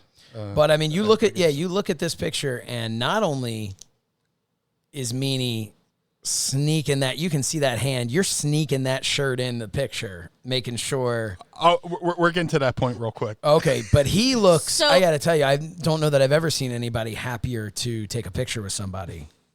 So he's got the ME covered, and he's like, we stood there. We weren't there for that long because I think Jim's was closing. They had got in time to pick up their steaks, and Well, this they looks were like you're shutting off. outside. Yeah, we we're are. out. We're out. We're in front of the Starbucks. We're in front of the bar that we were at where he was parked. So it's across from Jim's. He's got his cheesesteak in his hand. Yes, he does. Yep. So we stood there and just waited until they were done, which, usually would take a long time. Usually Jim's has a line like around the block, but they were like closing. It was late. Like, They're like in and out. so yeah. So we stood there for a couple minutes and waited, and he had his hand over the ME, and Tommy Lasorda comes out with his like entourage, and I turned to him, and somebody in his entourage goes, "Oh, look, a Dodgers fan." yeah, he was like, "Look," and Meanie says, "Hey, Mr. Lasorda, it would be an absolute honor if you would take a photo with me." And he said, "All right, kid, hurry up." All right, make it quick, or something like that. No, he legit was like, "All right, kid, hurry up." Wow. So I positioned it to where like Tracy was against the wall. She was, I'm leaning against the wall with my cigarette. and I purposely positioned us to our back was to his entourage, and I slowly peeled. It was like I went. Whoop. I slowly peeled out the rest of the, like I'm wearing a Mine and a Meanie shirt right now. You would see the me. I went, in his photo. And if you look on his lapel, you can see a grease stain. He's all greasy. Oh, He's all- dude, his he's shirt. Listen, you guys, he's 100 lapel? fucking years old in that picture. Well, he was 101 in this one. Yeah. Come on. It was like it was Well, may he late rest at in night. peace. It was late at night, and he had been out all day plugging his wine. They were parading him around. I'm sorry. He was what? They were parading his corpse around town. He was in town promoting his new His wine. Yeah, he was plugging. Which his I heard wine. on I heard on the sports radio, and my parting line was like, "Well, good luck with your wine. I heard you on the radio today." And they're like, "Oh, we'll be enjoying many of that." And you could tell he was 3 sheets. To the Oh, fucking- we're going back to the hotel to have some more wine now. That's not what he said, because he talks like that. Yeah. That's how you could tell the difference between the voices. Well, My favorite Lasorda story is when Stuttering John from the Howard Stern show asked him if he ever farted in the catcher's face. At like event, he was promoting like an ice cream. He was promoting a diet ice cream sandwich, and Stuttering John was like, I "Ever fart in the catcher's face?" And like, He was he Slim Fast? yes, He was, because that's, Yes. I mean, I know him because of like pop culture. I didn't watch sports until I moved in with this guy. I mean, sports were Sorry. on. I have 4 brothers, but like he was like a pop culture. Like he would Yeah. always be on, like he would have cameos and stuff. I was looking at his IMDb trying to figure out why do I know him? I mean, obviously he's everywhere, but he was in Ladybugs. yes. Rodney Oh, wow. Rodney Yeah, he Dangerfield was. movie, which I didn't remember. I Wait, was like, yeah, was we're he gonna really? Was that him? He was a coach. We have to watch it again. 'Cause it We'll watch it tonight. probably does not hold up. It'll probably Here's how stupid I am. I thought Ladybugs was a Disney movie, which it's not. it's like PG-13. Yeah. They were putting a kid in drag the whole time. Yeah. I know there was swearing. There had to be. Yeah, nothing phases me, so I'm just like, that was Although- a Disney movie. Although Heavyweights was a Disney movie, and that was a little. I mean, was? it's not Heavyweights, and Heavyweights wasn't like fuck, No, but it was a little. it was a Ben Stiller movie. Yeah. Because to me, Ladybugs was kind of like Little Giants in a way, because like there was another famous Mike Ditka was in Little Giants. So when she said, Was he? yeah, I don't remember. he was there was a famous coach that opposed Ed O'Neill Al Bundy. I know he was in Kicking and Screaming as well. That's what I'm And he was Will Ferrell's like enemy. He was his neighbor and he was like his enemy. And he play himself? Yeah. Yeah. That's where I'm getting confused. Yeah. But like to me, all those movies. Oh, Rodney Dangerfield was kids. the one in the Ladybugs, though, right? Yeah. Yeah. Ladybug, Rodney Dangerfield against Tommy Lasorda. I shouldn't be mocking. I shouldn't have broke Tommy Lasorda's balls. He's from here. He's from Norristown, which is right outside Philly. Which is even more Philly. so. I mean, the fact that he had the unmitigated gall to attack the Philly Fanatic. Right. I was avenging the Philly Fanatic. Yeah. In that moment. Yeah. Wait, for shoot? Did he? Well, yeah. Actually, the Philly Fanatic brought out I want to say a blow-up doll or a mannequin. Yes. In a Lasorda his jersey. Mouth taped and like. Yeah, and Lasorda went after him, and people are speculate to this day whether it was a fucking shoot or not. Like he was like. You mean like? You mean like? Ask Meltzer. You mean like that? You mean like the Bam Bam broken ring spot that I thought was real my entire fucking life? Oh yeah. Until the last couple years, everybody talks about how like the making of like no, you put that curtain back. Yeah. You put that. I don't want to know. Now, did they expose it, or is it all a lie because it was real, and the work is telling you that it wasn't? I don't know. Wrestling is stupid. Yeah, I never liked wrestling. Have you ever watched it? Like, I've never watched wrestling before. Have you watched? It's so is that with stupid. all those guys in their underwear? Can I tell you though? Like now, when I watch wrestling, I just go, "What? Why do you think I'm so stupid? Why do you treat me like this, wrestling? Yeah, why do you treat me like I'm so stupid? It's not been good from WWE standpoint. Hasn't been great. That's not what I'm talking about at all. I would never. Yeah, I would. I would never name a specific brand. Definitely. Here's the thing: the WWE. Unless they're, if they're offering me a job, then I would have to say my true feelings. Definitely which not is that now. They're They're going to be like company in the history of Earth, and no, they're gonna say Tracy. You let Tracy Root say bad things on your show. No, thank you. Sorry, it's not my show; it's Meanie's show. I'm just. I was just. I was trying to I was trying to Zoom some family members, and somehow ended up on here. Can you give me the serial number for that fucking bus you just threw me under? Blue Meanie's never getting in the Hall of Fame now. You could just forget it. More like the Hall of Shame, am I right?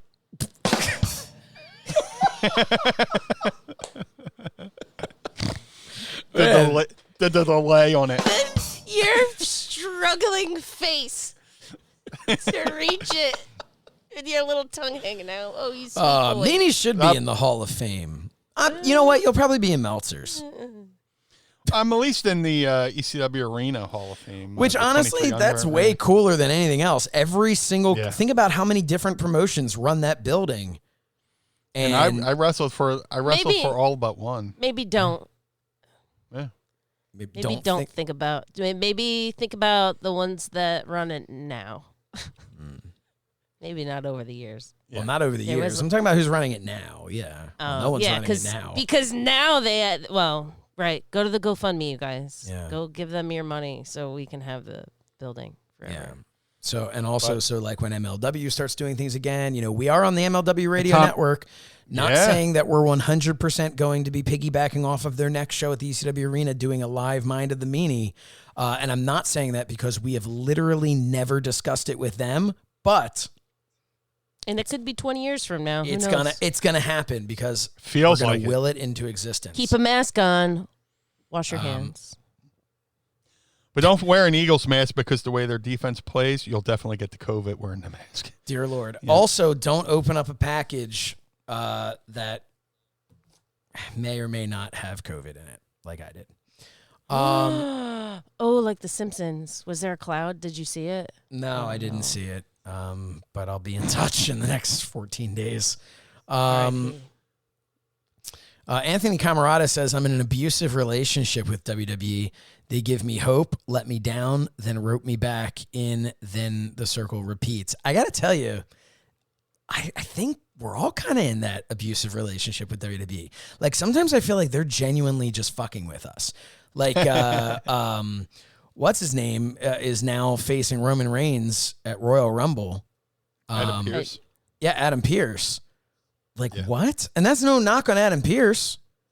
I'm happy for him. Yeah, I mean, he hasn't wrestled in like 6 years, Right. I'm not sure what we're doing, and I feel like that space could, like, I don't know what, I don't want to get. I can't knock it because I haven't watched it. I haven't watched it because of probably like scenarios like this. Yeah, It just became hard for me to watch any current product with no fans. At first, the novelty was cool. It's like, I've been to plenty of indie shows where there's like next to no people.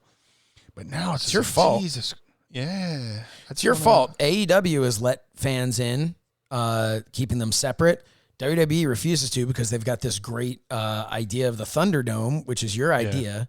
I think everybody should. I think that they should wrestle on Zoom. I think that all wrestling matches should still be on Zoom. I think nobody should be out in public. I agree. I think we could all do this virtually with green screen, and nobody should touch each other. Oh, you want them to wrestle each other on Zoom? Yeah, no, I don't mean fans watching. I mean, like, wrestlers should wrestle each other on Zoom. I think, just green screen. It'll work. Just picture it. Yeah. The ZWF, Zoom Wrestling Federation coming soon. Yeah. There's a good show when I was a kid called Zoom. That was about 20 years before I was born. Oh, fuck. Fuck all you. That's Canadian, too. This is the great Canadian show of 2021.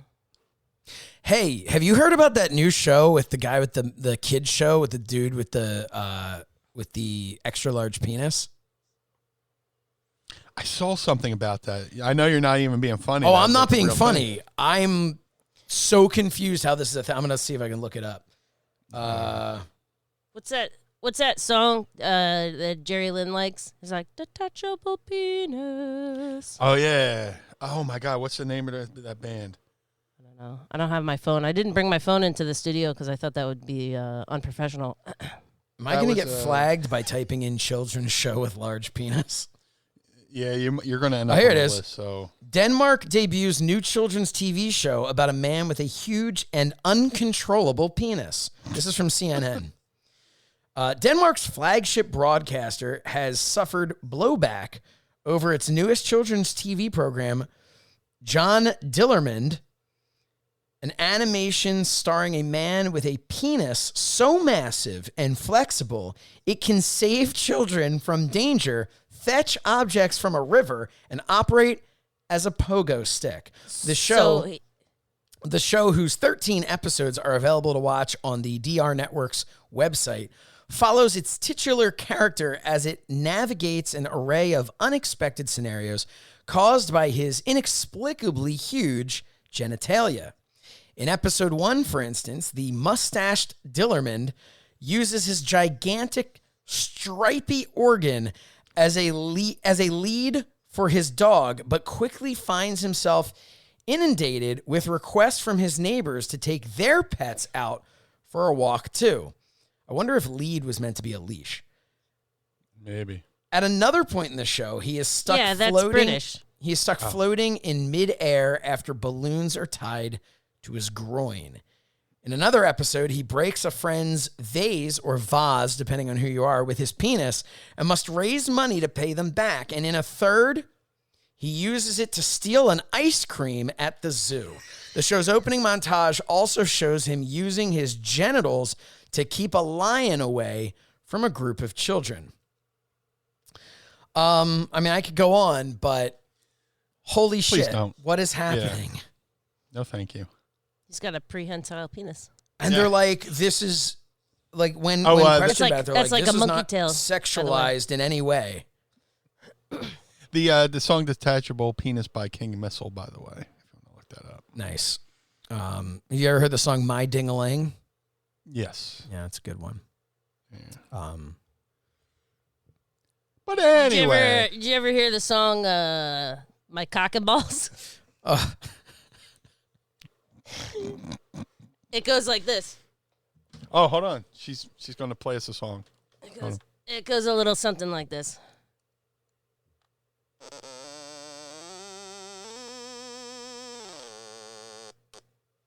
Nice. There it Well is. done.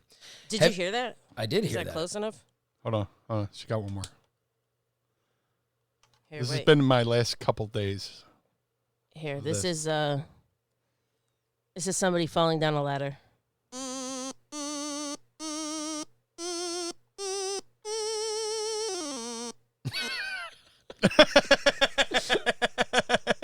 Have you guys ever heard the song Enormous Penis?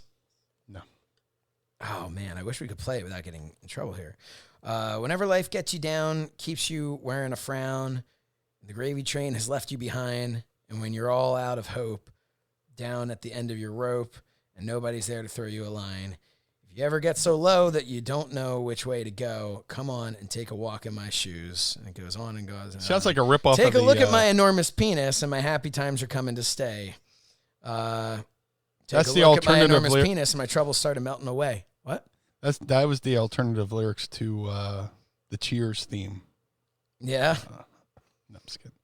No, but Mrs. Meanie's got her new stylophone, which is Very cool. been pretty cool actually. Yeah. She how did you find this, by the way? The stylophone. Because you were showing me like cover tunes people do with it, and Well, I found it on Amazon because every once in a while I Google weird instruments. That's why I have an extensive collection of weird instruments. But it was on Amazon. Like Amazon kept showing it to me, and I was like, "All right, I'll bite." So I looked up videos of it, and I was like, "Maybe this is for me." Because they're like $30. That's cheap for an instrument, right? Yeah. You know? Yeah. So whatever. Let me fiddle around with that. So stylophone, the stylophone is famous for being in Space Oddity. It's like it was in David Bowie's Space Oddity. Like when I was like, I guess, and then once you listen back and you know to look for the sound. So David Bowie used it in Space Oddity, and then he used it in a couple other songs. But like if you look up stylophone, it's like all like people have attached that to David Bowie's name. So there's Bowie all over the place. very cool. Nah, it's awesome. It's just I can make weird video game music. I think it's fantastic. That's exactly what it is. That's exactly Yeah, what it and it's falling set down the up like ladder a- thing. It's set, right. It's set up like a keyboard. It's set up like a piano. So I don't know piano songs. But you know Super Mario. I will. What? No, I don't. She showed me a video of somebody. She showed me a video of somebody with two stylophones. Oh doing yeah, no, I get it. Doing Eddie Van Halen's Eruption, which was pretty cool. Yeah, there's a guy. If you look up stylophone, there's a guy that like he has two, but then he'll like make different tracks. Oh, okay. So there's stylophone, and then there's like a stylophone beatbox, which does drum sounds specifically, and then there's another one. There's like bigger, fancier ones too, but the guy has the two basic and the drum one, and he'll like do separate tracks and put them together as like one song. So he's got like Thunderstruck. Oh, that's which, awesome. You gotta. There's a lot going on in Thunderstruck, and to do it on a stylophone, like he needs more than one. Oh, sure. In order to make one guitar noise, he needs, It's That's fun. so cool. He did Eruption as well, and that he needed two. He was just playing the two tandem to do the Eddie Van Halen solo Eruption, and I was showing Brian, Meanie, whatever his name The fuck is Brian? I was showing him. I try to meanie him, to his fans. It's tough. So I'm showing him the Eruption video, and the guy's got two, and I'm like, I can't play this. Like, don't think that I will not be playing Eruption. Hey, this you guy's don't know. got 2. You could get there eventually. Let's see. No, thank you. I think I pulled it up on the YouTube. Hold on, let's see.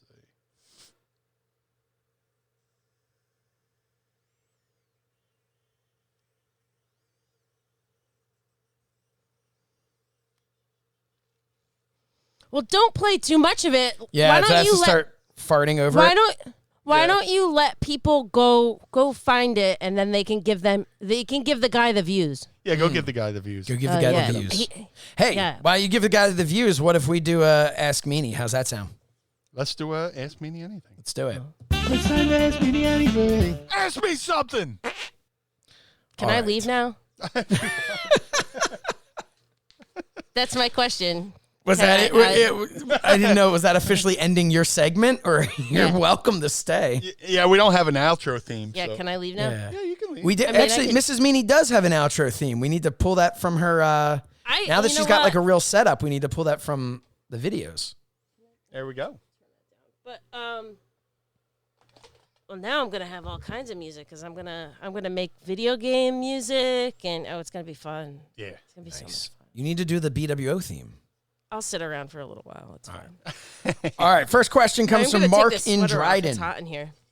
Is nuclear heat a thing of the past? How can a wrestler even create any in this era? I'm pretty sure Jackson Riker got some nuclear heat a couple. So yeah, it still exists. Yeah, it's interesting because I won't go into detail, but yeah, he got nuclear heat. Yeah, but I think I don't think he thought he was being the heel in that instance. You look at a guy like MJF, right? And the thing is, no matter how, I won't even say in gimmick. I mean, the dude's just, being an asshole. No matter how much he does that. The fans are in on the joke. The fans are loving it. They're loving to hate him. He's a heel to the point where he's a babyface almost. Yeah, so he's not getting like the nuclear heat. No. Well, interesting question though. Anthony. Right, no, very good question. Very good question. Yeah.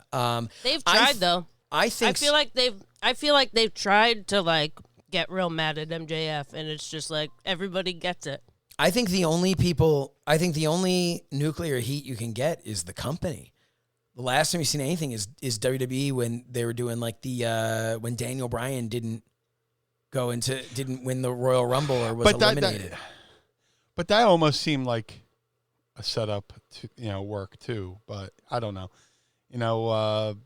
They're like, oh, they're burying Daniel Bryan. Oh, they're burying him, but he's on TV battling, Stephanie McMahon, Triple H every week. If it was set up, then they did achieve nuclear heat. Yeah. But I mean, that's the thing. Like when the fans were just so pissed off at things, and I'm not counting the John Cena stuff. Everyone loves John Cena. They just they love getting their voices out on TV more. It's like Nickelback. Everybody says they fucking hate them, but somebody's buying the records and they're still selling out arenas. So yeah. I went to a WWE show within the past 3 years maybe. And I went with a couple girlfriends. We have this weird ladies' night, and we go to wrestling. Yeah. Because he won't go. I can't go with him. He's told us about that before, I think. Right. So we have a weird wives club, and we just go. We go to wrestling shows. So we go, and all of the wives have husbands. All the husbands are best friends. They're all wrestling fans. And my one friend says, why are they booing Roman Reigns? Because she knows who most of the people are. So she's like, why are they booing Roman Reigns? Because that was when it was the thing to do. And I was like, honey, they don't even know why they're booing Roman. It's yeah. You know what? I think part of why they're doing it, I agree, they didn't have any idea why they were doing it, but no, and it just at that point it had become it became it became the thing to do. Yes. Oh, absolutely. Right? It wasn't it's like John Cena. At some point they were just doing it just to do it. I at still first stand maybe by. they had No, continue. Maybe they had a reason at first, and then it was just like, this is what we do now. You know, like, what's his face? Like the Kurt Angle, you suck. Like, you don't think he sucks for real now. But they got to sing the song. It's the thing that they do. I still think they missed out on a lot of money for John Cena had they turned him heel. I think what they did now with Roman Reigns, aside from this match that he's having at Royal Rumble, Roman Reigns is now somebody that he's one of the highlights of the show when he's on.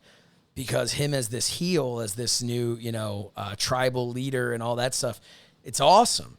Instead of this old, tired gimmick that they were doing. Had they turned John Cena heel back in like 06, 07, 08, 09, any of those times, I think by the time you got to, 2012, he would have been white hot.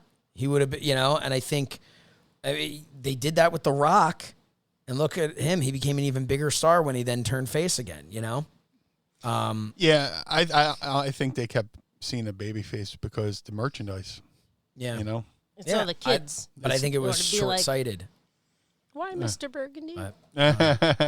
Anthony Camarada, our good friend Anthony, Patreon member, asks, how much creative freedom did Meanie have in his promos in ECW and WWE, and was WWE as heavily scripted as today's product? ECW, I pretty much had leeway. Like they give me bullet points and you just go by those, or if they pitch something to you, always the good thing they do is go, I like that, but how about can I do this? Don't go. Oh, the worst thing you could do is go, oh, that's stupid. Let's do this, because then they're going to force you to do what they want. But if you phrase it, hey, I understand, but what if we tried this? Yeah. I had a lot of that in ECW. And there's times in WWE where they'd hand me a fucking script, and I'm just like, oof. Like most famously, the promo I did for Shamrock, where everybody thinks I'm cutting a promo, and Ken Shamrock and Ryan comes out. Yeah. That was all verbatim, all on script, stuff like that. And the angle got over and all that stuff, but I think, if I was able to freelance a little bit, I could have put a little bit of Meanie in that promo where I just sounded like a guy painted up, a guy dressed like the Blue Meanie, and that's it. You didn't have your voice, and it didn't have, and that's today. That's the problem today. You have so much talent. Everybody's unique, but they're all forced to not be unique. And that's the problem. But hey, it is what it is. James Sorensen follows up with a good question here. Meanie, who had more influence on your career, Raven or Stevie Richards? Well, I think Raven influenced both me and Stevie Richards. So Raven would have to. He's the ultimate, because he taught Stevie and he taught me. So it's mutual. Me and Stevie both learned from Raven. Fun question here comes from Travis Steenstra on Patreon. Who would have been a better fit in ECW, Bret Hart or Shawn Michaels? Meanie, what do you think? That's a great question. I think Bret just really? Yeah. He could have been, because ECW, everybody goes ECW was blood and guts, but we also appreciate the technical stuff from, Malenko, Guerrero, all that stuff. Imagine Bret Hart coming into ECW and having matches with Dean Malenko or something like that. Oh, it would have been incredible. But to me, I don't know. Shawn would have been great too. Shawn would have been great too. No, I get what you're saying completely. To talk about nuclear heat, him coming out against Shane Douglas, that would have been. Shawn Michaels coming out against Shane Douglas. Oh God, that would have been. Dude, he would have been the heel in the situation. But Shawn also would have had the attitude that I don't think Bret would have been able to have. That like Shawn Michaels in that 97 time period. Yeah. That he could have easily fit into ECW and gone over there and just been, and he would have been such an asshole that you talk about nuclear heat. Yeah. Yeah. He caused, how about that riot they caused in Arkansas or whatever? Mm-hmm. Something happened. Somebody threw something, and he's like, anybody throw something? Yep. He's like, you just lost your main event. Yep. And walked out. Didn't give a shit. Yeah. Great question. Great fantasy booking. Ringside Rant, our good friend RJ, was TNA ever a possibility after you left WWE? I did their 4th show. I tried to get in there, and I did one run in where I DDT'd Francine. Mm-hmm. But and then they asked me to come in for that ECW thing they did, and I turned that down because I was like, great, thanks for asking me, but bad timing. I just spent all this money on a vacation, which I'm supposed to go on the day after. I was like, hey, if you want to change my plane tickets, that'd be cool. You know, one of your main guys there owns a travel company. Can you fix my airfare? And, you know, I just sent the tape in. But I don't even think I ever watched that. People were like, didn't they have, like, fake Blue Meanie? Yeah, they had fake Blue I have Meanie. no idea. Did they have a fake Blue Meanie? I remember watching it, and I thought it was actually really well done. Like, I enjoyed it. I remember enjoying Gertner. I'd have to really watch it back. Maybe we'll cover that one time in the That Was Extreme on adfreeshows.com. Yeah, we could do that. They had, like, their security guy dress up like me. And they did BW 2.0 or something like that. Oh, I mean, I would have done it, but I wasn't going to just throw away money. I would have been losing money doing the show. Yeah, that's not. So. It was my birthday. We were going to California. Like it was. We listen. We travel a lot, and we never take actual vacations. Yep. And we were taking an actual vacation, no wrestling trip. Yeah. And they wouldn't change it. They Yeah, wouldn't help us out. So, but I mean, I guess it was nice that they like included you kind of like, hey, we're thinking about you at least. Yeah, I filmed the promo the outside. paycheck would have been nice. Yeah. I'm just kidding. I'm not kidding, but I'm But seriously. I don't want to sound like a bitch. Like that's the important thing. It's cool that they were like, hey, we're thinking about you. Here's the thing though. Last I checked, Blue Meanie is not a professional wrestler as a hobby.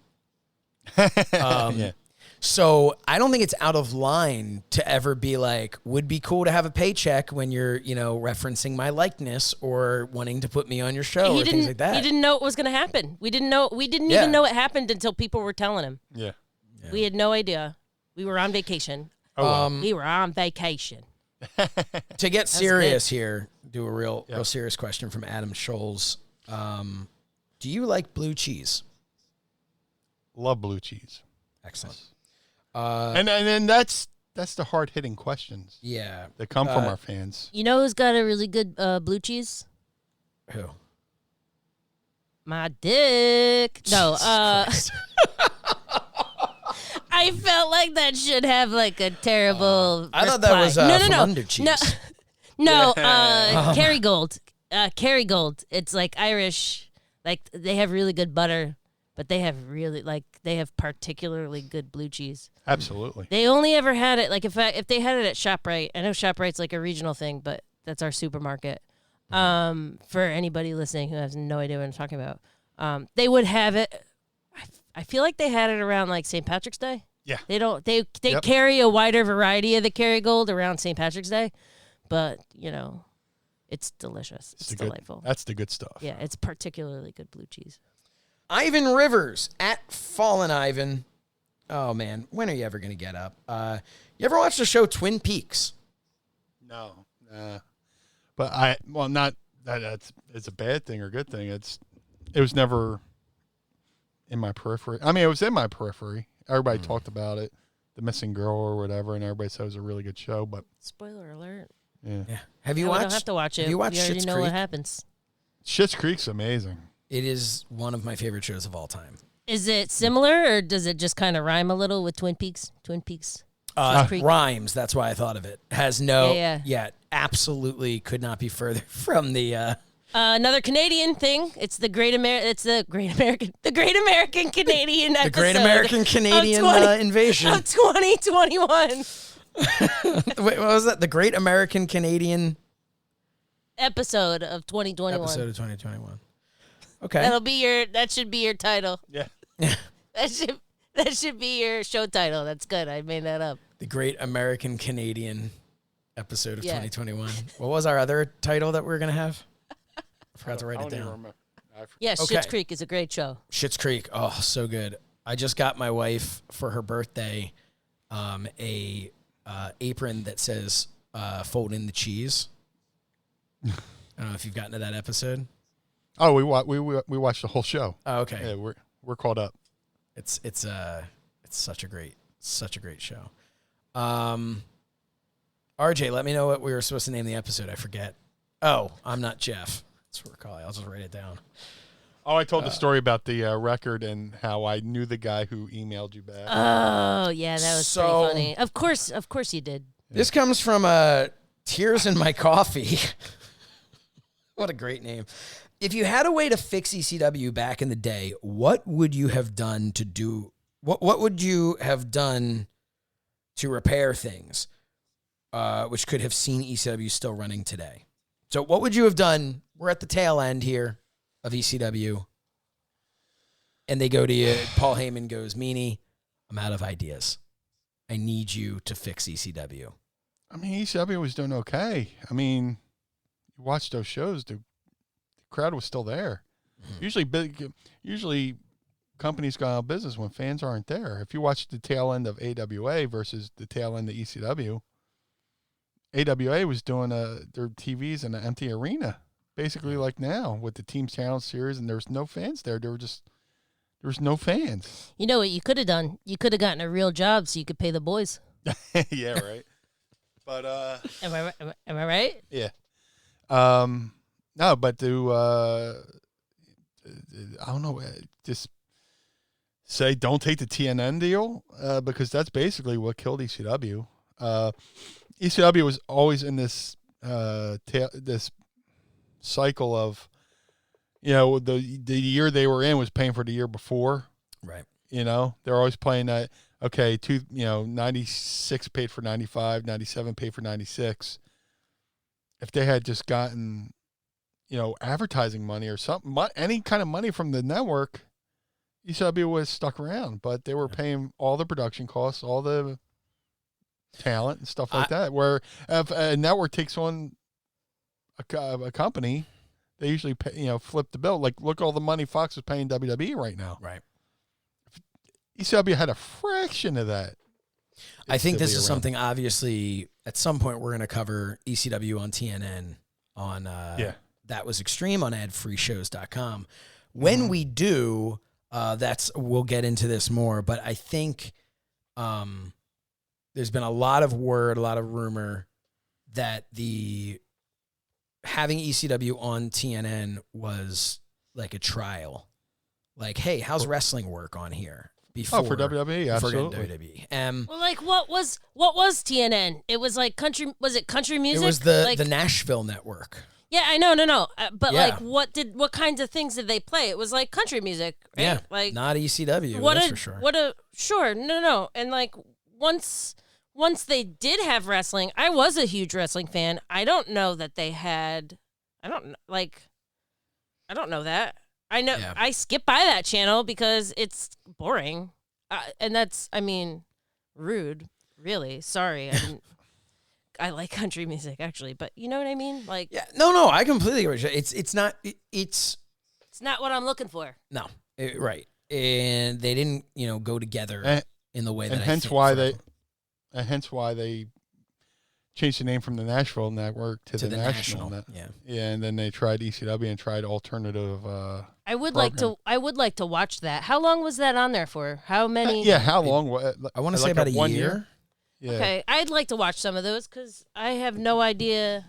Well, I pretty much will do it for research. Yeah, we'll have to do it for research at one point. Fun fact, in doing my research, when I thought that was the episode we were going to be doing next, but I don't think it's going to be. I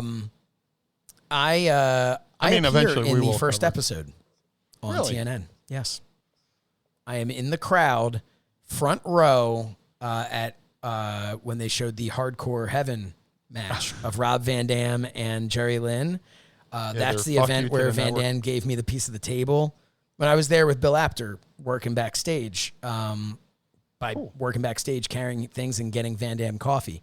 But I'm actually seen on there, so I don't know. That's one of those things where I got to see if Gertner's on the first episode because you weren't on the first episode, were you? I wasn't with the company. Right. So I think that would be hilarious if Joel wasn't either, and we can do that show, and that I was the only one who physically appeared on. Yeah, That's I fun. mean, Yeah, I wasn't on the Nashville or the TNN thing Good for until you. like right towards the end with the they did the double show at Hammerstein, which was like the ECW tag tournament. mhm. I was on those shows. I wrestled Balls Mahoney, and then I did something on Heat Wave, and that was about it. I did whatever that last pay-per-view during the winter was, or something like that. I did something. Massacre on 31st, or was it? I don't know if that was the last one or not, but That's the last one I was on. I'm talking about as far as me, okay. me as a performer being. Well, on when we do the ECW TV. Blue Meanie episode, yeah, which we're not even putting that up on like the options now, because I want to kind of save those, build the Blue Meanie and Joe Gertner episodes up, you know. Yeah. But Devin Miller asks, how's the reception been for That Was Extreme? really Blown good. away by it. Yeah. Yeah. Lots of coverage on wrestling news sites. Yeah. Everyone who has seen it they've been so kind to saying that it's in their rotation now. And people from other lines of like sports reporters and stuff like that. Not Pat Gallen. Yeah, Pat Gallen put it over. A bunch of people put it over. Yeah. So just everybody's reached out. And Somebody Corey Seidman from NBC Sports Philly reached out and said it was amazing, and asked what we're awesome. going to do.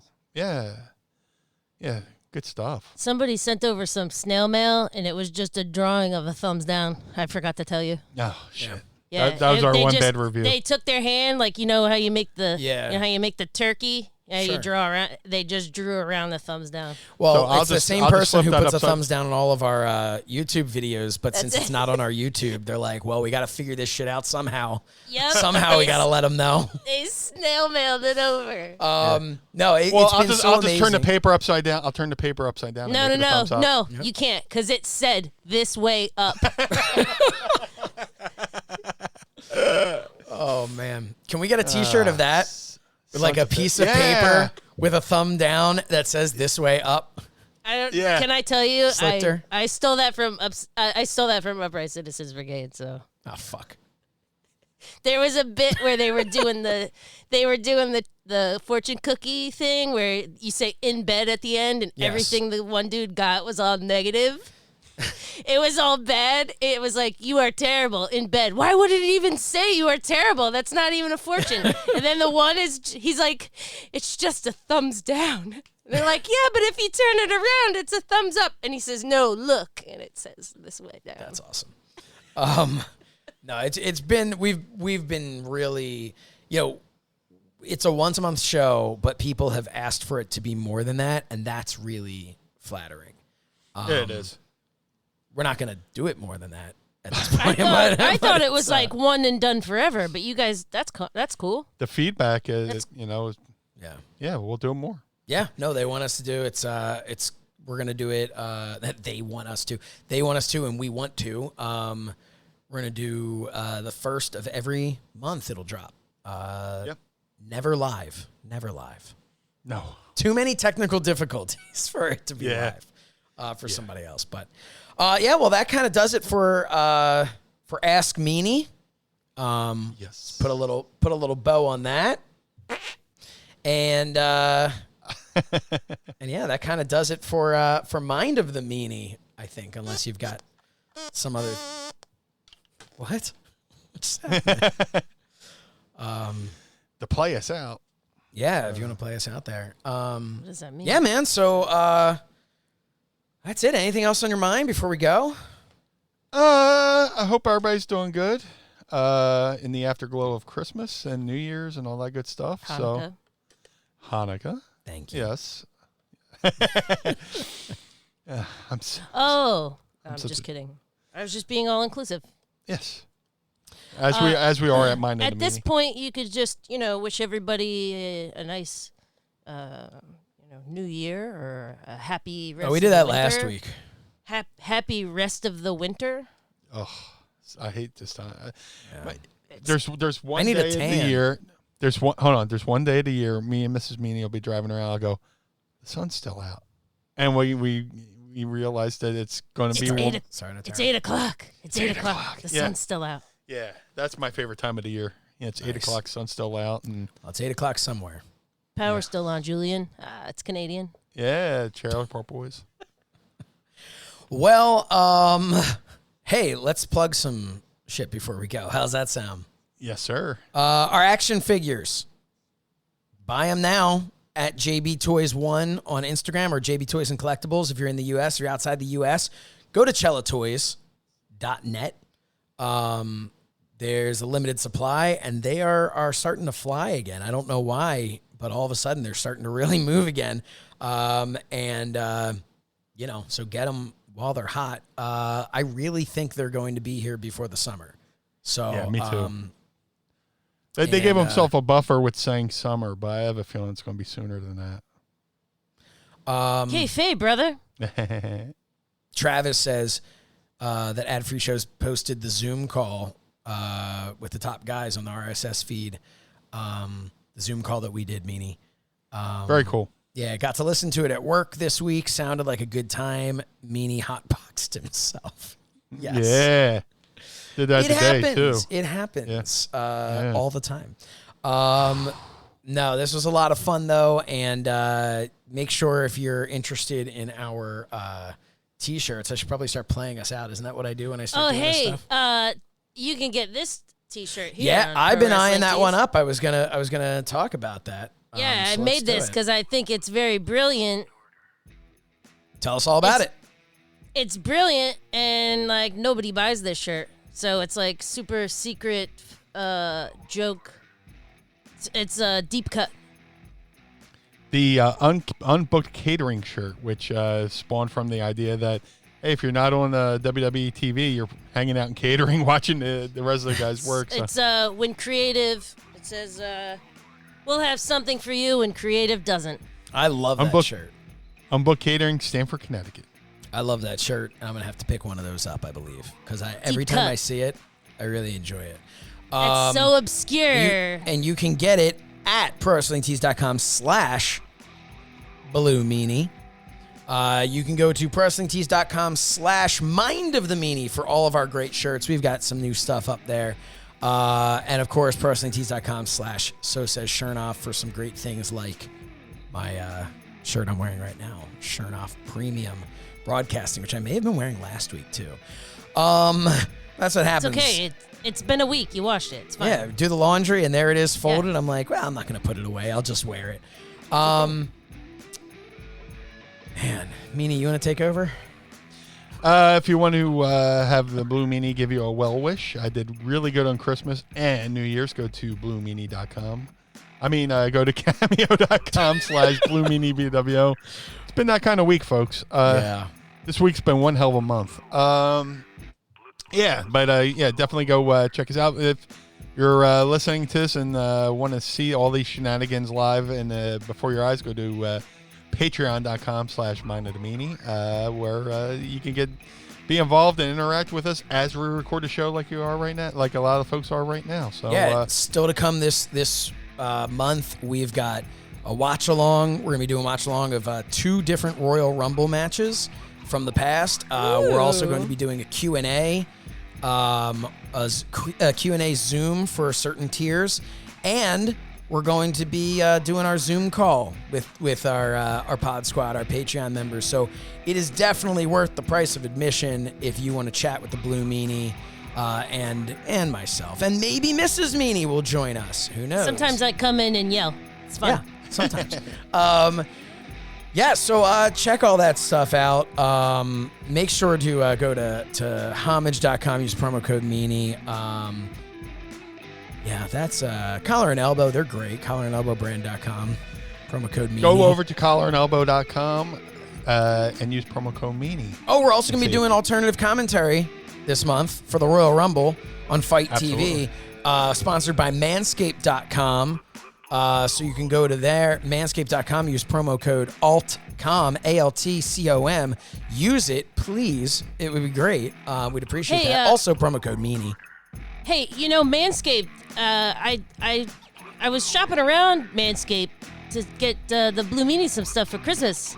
And I saw, you guys are always like, tee balls, but like they do stuff for like testicular cancer. They do great stuff. They're an amazing company. Can we just mention like how cool that is? Because you guys are just like bush balls. But yes, we are. That's a haha Clinton Dick's cousin. Tee bush balls. But oh but man, yeah, that's cool. Yeah, Manscaped. So go to manscaped.com, promo code Meanie, promo code ALTCOM, whichever one you feel like doing. Feel free to use both. I think that's it. Meanies. Yeah, man, it's been a great episode.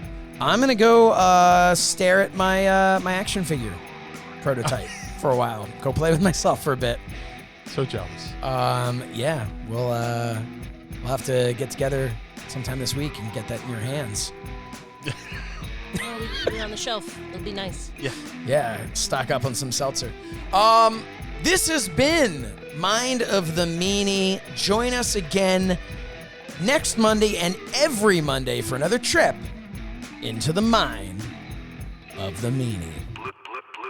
Blue World Order. The world of MLW radio never stops.